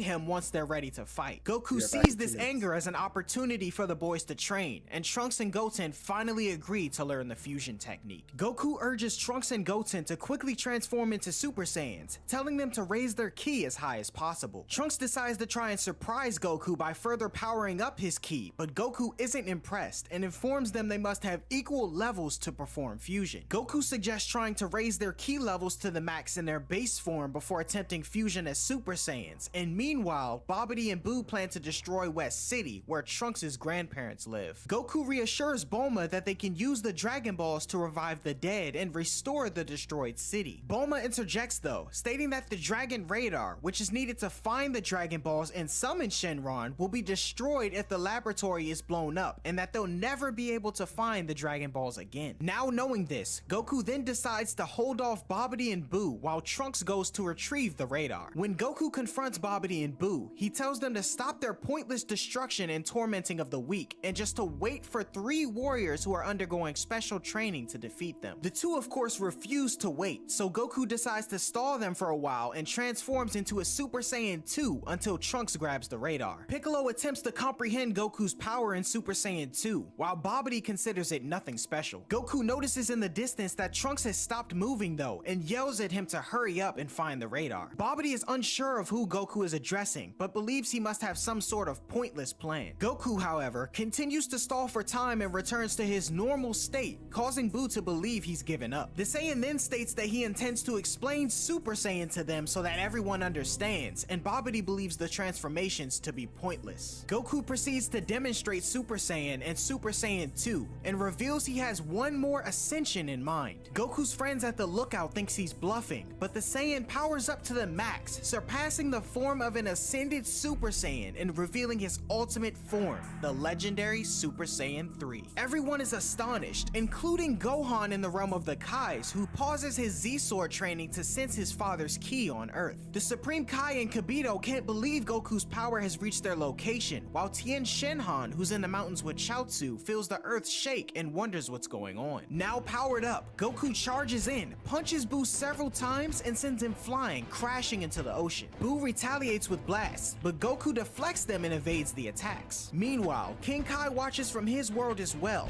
urging Goku to stop using his extraordinary power, as it's only decreasing his time on Earth and jeopardizing his chances to finish teaching the fusion technique to Goten and Trunks. Goku charges toward Boo and strikes him hard in the face, but Boo responds with a powerful punch of his own, sending Goku flying. Goku quickly regains his balance, turns around, and shoots a massive Kamehameha at Boo's stomach. Despite being hit, Boo heals himself instantly and retaliates with his own Kamehameha. Goku manages to deflect Boo's attack, but Boo redirects it toward Babidi, narrowly missing him. The resulting explosion destroys an island and is felt even at Kami's lookout. Babidi scolds Boo for his recklessness and criticizes Goku for destroying a portion of the Earth, along with 1/10 of its population. Goku compliments Boo for his ability to quickly learn his opponent's techniques, and Boo laughs as his nose grows like Pinocchio's. Goku then senses Trunks speeding up and leaving West City with the Dragon Radar, so he reverts to his normal state and Boo questions why he stopped fighting. Goku says he's had enough fun and has to leave, but Babidi threatens him. He asks for a 2-day grace period, promising to return with the 3 other strong warriors they were looking for. Boo is curious about the upcoming fight, but Babidi says they'll continue to kill as they please. Goku predicts that Boo will enjoy fighting his allies and threatens to punish Babidi in the afterlife. Goku then teleports away, and Babidi orders Boo to find him, insulting him repeatedly in anger. However, having enough, Boo decides to stay behind and strangles Babidi. In one swift move, Boo then punches Babidi, causing his head to explode. He throws his former master's body to the side and destroys it with a ki blast, dancing with joy while Goku returns to the lookout and informs Piccolo of Babidi's death. Piccolo believes Boo may become less violent without anyone giving him orders. However, Boo suddenly unleashes a powerful blast that destroys part of a city and wreaks havoc. Piccolo and Goku discuss how they underestimated Boo and how they should teach the younger generation the technique of fusion before he has to return to the afterlife. Goku then states that he only has an hour left on Earth as Super Saiyan 3's energy consumption exhausted him completely, running down his time limit. Fortune teller Baba then suddenly arrives in the midst of their conversation and tells Goku that he actually only has 30 minutes left, surprising the Saiyan. Piccolo then asks why Goku didn't go all out with Super Saiyan 3 and try to kill Boo when he had the chance. Goku tells Piccolo that he probably could have tried, but with him being dead, the generation on Earth should try fighting their own battles rather than relying on him. Piccolo understands his reasoning, and meanwhile, Gohan trains with the Z-Sword while Trunks returns with the Dragon Radar. Goku then gathers the 2 young warriors for training, as they're now eager to learn under him after witnessing the power of Super Saiyan 3. Goku first begins by explaining the hard part of the fusion technique, as once both Goten and Trunks have adjusted their ki to each other, they also have to perform a pose identical to one another for it to be perfect. To demonstrate, Goku teaches them the pose, but Trunks finds it lame. Goku explains the importance of left and right symmetry and mirror reflection movement, but the 2 half Saiyans get confused. To further clarify how the technique is supposed to look, Goku tells Piccolo to do it with him, and they demonstrate once again. Meanwhile, Boo lands in a village after getting sleepy and turns all of its residents into clay to build a house for himself. He rests for about 5 seconds and then wakes up to resume his killing spree. Back at the lookout, Goku's time is up on Earth. He tells Piccolo to take over and ensure the boys have mastered fusion by the next day, to which the Namekian agrees. Everyone says their goodbyes, and Goku promises to give his regards to Gohan in the afterlife, although Videl states that she doesn't think he's dead. Goku then notices that his son Goten wants a hug from his dad before he departs, and Goku gives him one before he heads off with Baba, bidding his friends and family a farewell for good. Baba takes Goku to the afterlife, where he immediately seeks out King Yema to inquire about his son Gohan. Goku informs Yema that everyone on Earth will soon be arriving at the check-in station due to Boo's rampage, and wants to know if Gohan had come before them. Yema confirms that he hadn't seen Gohan, but he does mention that he's seen Dabura, the king of the demon realm. Yema says that he probably would have liked to go to hell, so he sent him to heaven instead. Goku is relieved that his son isn't dead, but becomes curious about his whereabouts. Suddenly, he feels Gohan's energy far away and uses instant transmission to get to the sacred world of the Kais, where he finds Gohan training with the Z-Sword. After explaining the situation on Earth to Gohan and the Supreme Kai, Goku requests to stay and asks for some food. Meanwhile on Earth, Piccolo wakes up the boys and tells them they need to master fusion within a day. Boo continues to destroy cities, but in his travels, he meets a blind boy and restores his sight so he can get scared and run away like all his other victims. The boy, however, is elated and thanks Boo, then sharing a heartwarming moment with him before he leaves to kill more people. Meanwhile, Gohan is easily handling the Z-Sword, and Goku compliments how well he's able to wield it after only 1 day. Goku bets the sword can cut really well too and wants to test it, then picking up a big boulder and prepares to throw it at Gohan. Supreme Kai cuts in though, stating he wants to test the Z-Sword's true strength with something harder. He creates a cube of Kachin steel, the hardest metal in the universe, and gives it to Goku. Goku throws the block at Gohan, who swings the Z-Sword at it, but the sword shatters upon contact. Supreme Kai and Kibito are shocked to see that the legendary blade has been broken, but Gohan assumes he's already gotten a lot stronger, given he'd been training with such a heavy weapon. Suddenly, an old man reveals himself behind Supreme Kai and Kibito, stating that he's a Supreme Kai from 15 generations ago. The old Kai explains that he was sealed away in the sword long ago by a strong and evil person because of his power. Intrigued at how strong he truly is, Goku tests the old Kai by shooting a blast at him, which hits him in the face, much to his displeasure. After having been convinced by Goku to reveal his special power with the promise of feeling up an attractive woman, the old Kai reveals his super ability to bring out a person's hidden power beyond their limits, which he believes he can make Gohan, the one who removed the Z-Sword, the strongest in the universe. He then performs a ritual to awaken Gohan's power, which will take 5 hours for the ritual and 20 hours for the power-up, much to everyone's surprise. Goku goes over to take a nap, leaving Gohan to sit around for the next 25 hours, and meanwhile, Trunks and Goten continue practicing their fusion technique, which Piccolo believes they have nearly perfected. Yamcha informs the group that the boys are going to attempt the fusion technique outside, as they may be too powerful and cause damage inside the lookout. Piccolo instructs the boys to match their ki and begin the fusion technique, and after a big flash on the first attempt, a large, pudgy kid appears, shocking everyone. Bulma hopes they can return to normal, while Krillin doubts this is the warrior that Goku mentioned. Piccolo scolds the kid for having his fingers out instead of a fist during part of the pose, which caused the fusion to fail. The fusion ends after 30 minutes, and they attempt it again, resulting in a very frail kid this time. Piccolo scolds him about the finger placement, and they wait another 30 minutes. The third attempt creates a normal-looking warrior.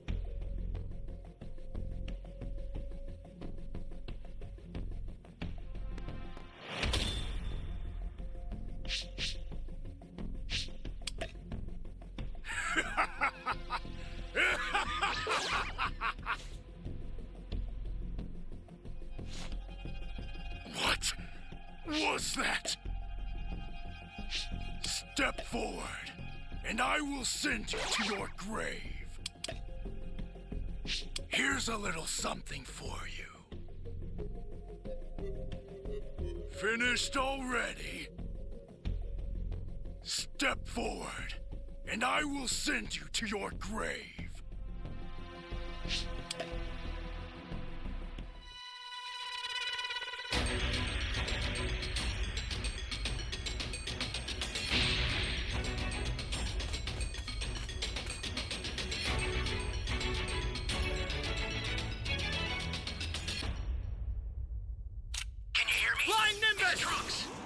I've set a super time machine, as well as a crate of supplies.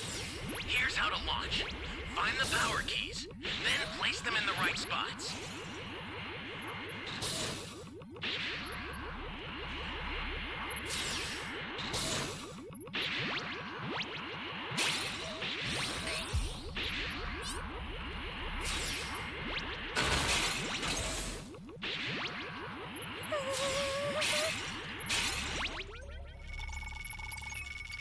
Where this guy is. You're my savior.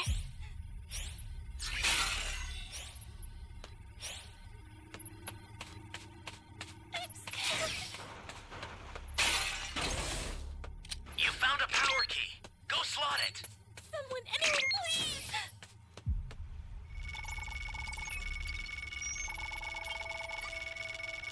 Thank you. Hey, great! You found another power key. Use it quick. Flying Nimbus!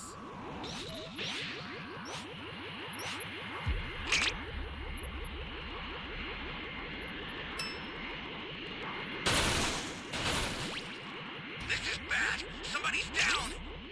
Exercise extreme caution if you're going to help them.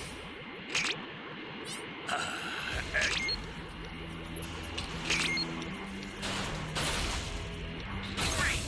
You know what to do with that key.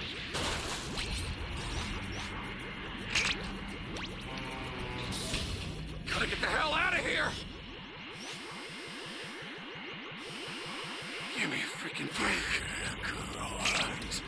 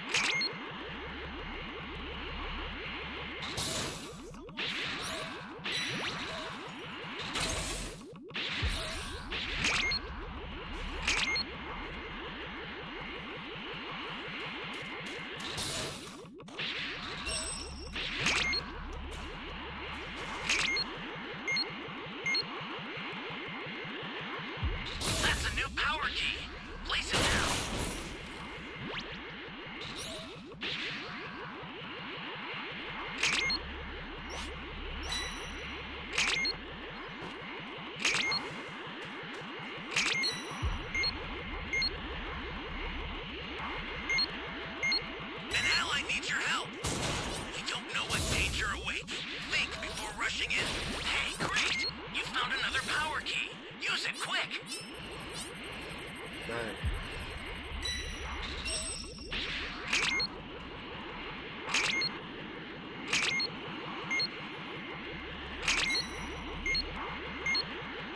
Ally down! You intend to rescue them. Watch out for enemies.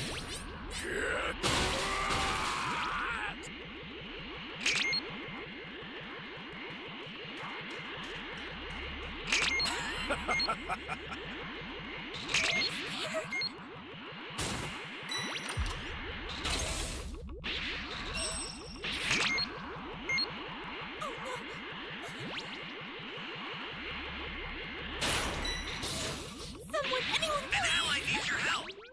We don't know what danger awaits. Think before rushing in. Thank you so much.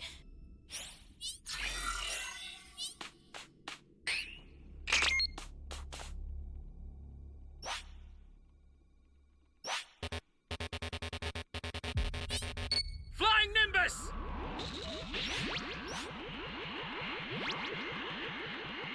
He didn't see me.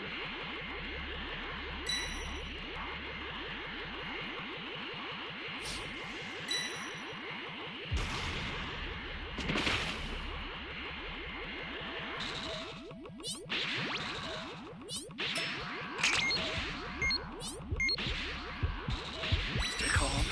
Stay calm.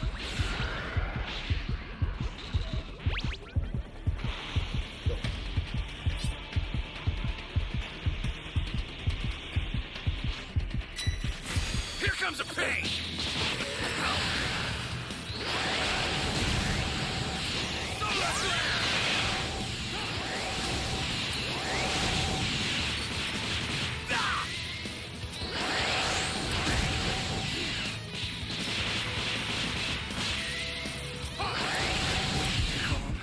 Stay calm.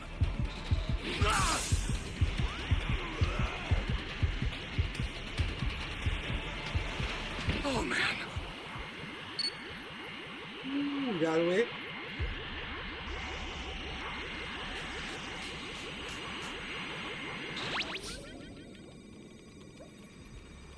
Holy hell.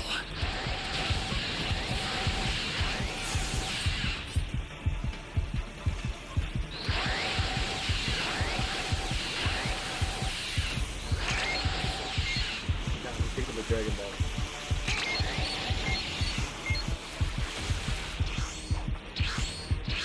Bro, why are you down here?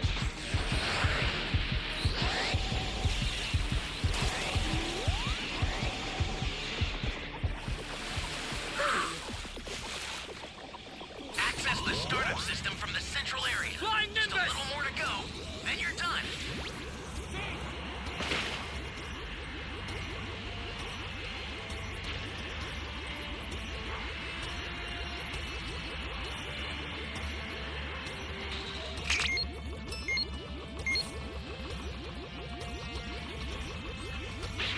This is bad. Somebody's down.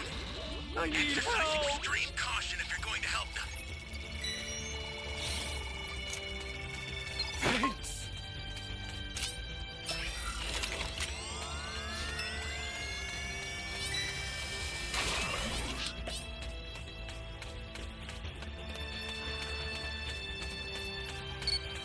Welcome.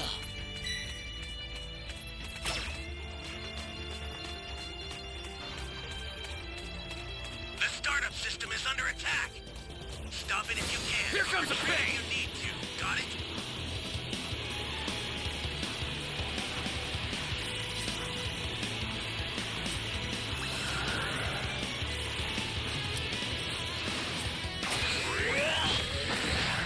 Man, this fucking barrier shit, bro. This guy's not Android 17.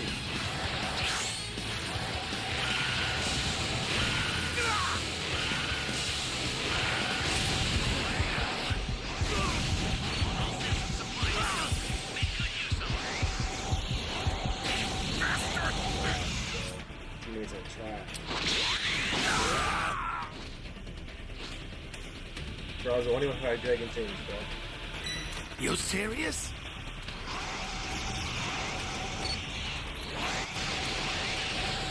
Stay calm.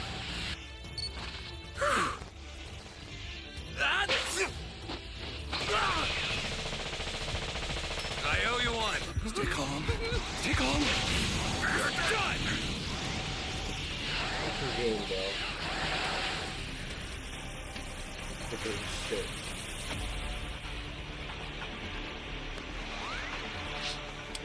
The startup system's under attack. It's He's dangerous. using to level So 2, tread bro. carefully if you want to.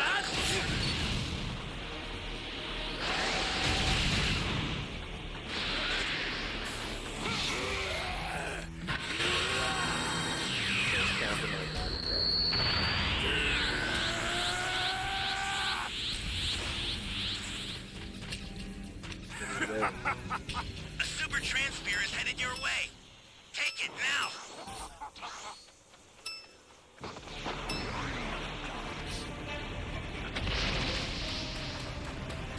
An ally needs your help. You don't know what danger awaits. Think before rushing in. Ally down. If you intend to rescue them, watch out for enemies. Stay calm. Stay calm.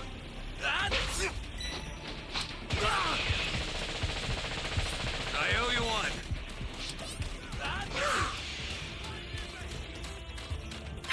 The startup system's destroyed. The escape time machine's almost prepped. Stay calm. You need to head for the beacon that's indicated by a blue light. Flying Nimbus! Somebody's down. Exercise extreme caution if you're going to help them.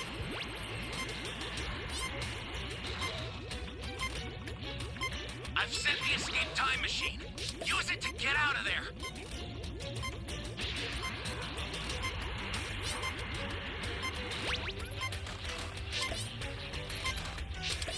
The escape time machine is back. Whenever you have a beacon, you can call it again. I've sent the escape time machine. Use it to get out of there.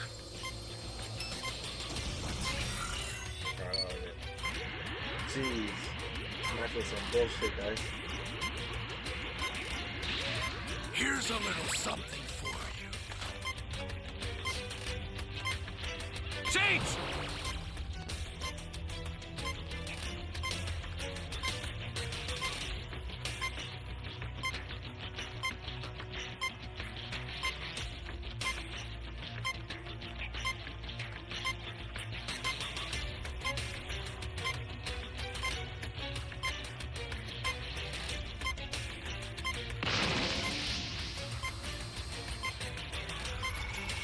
Here's a little something for you. I've sent the escape time machine. Use it to get out of there.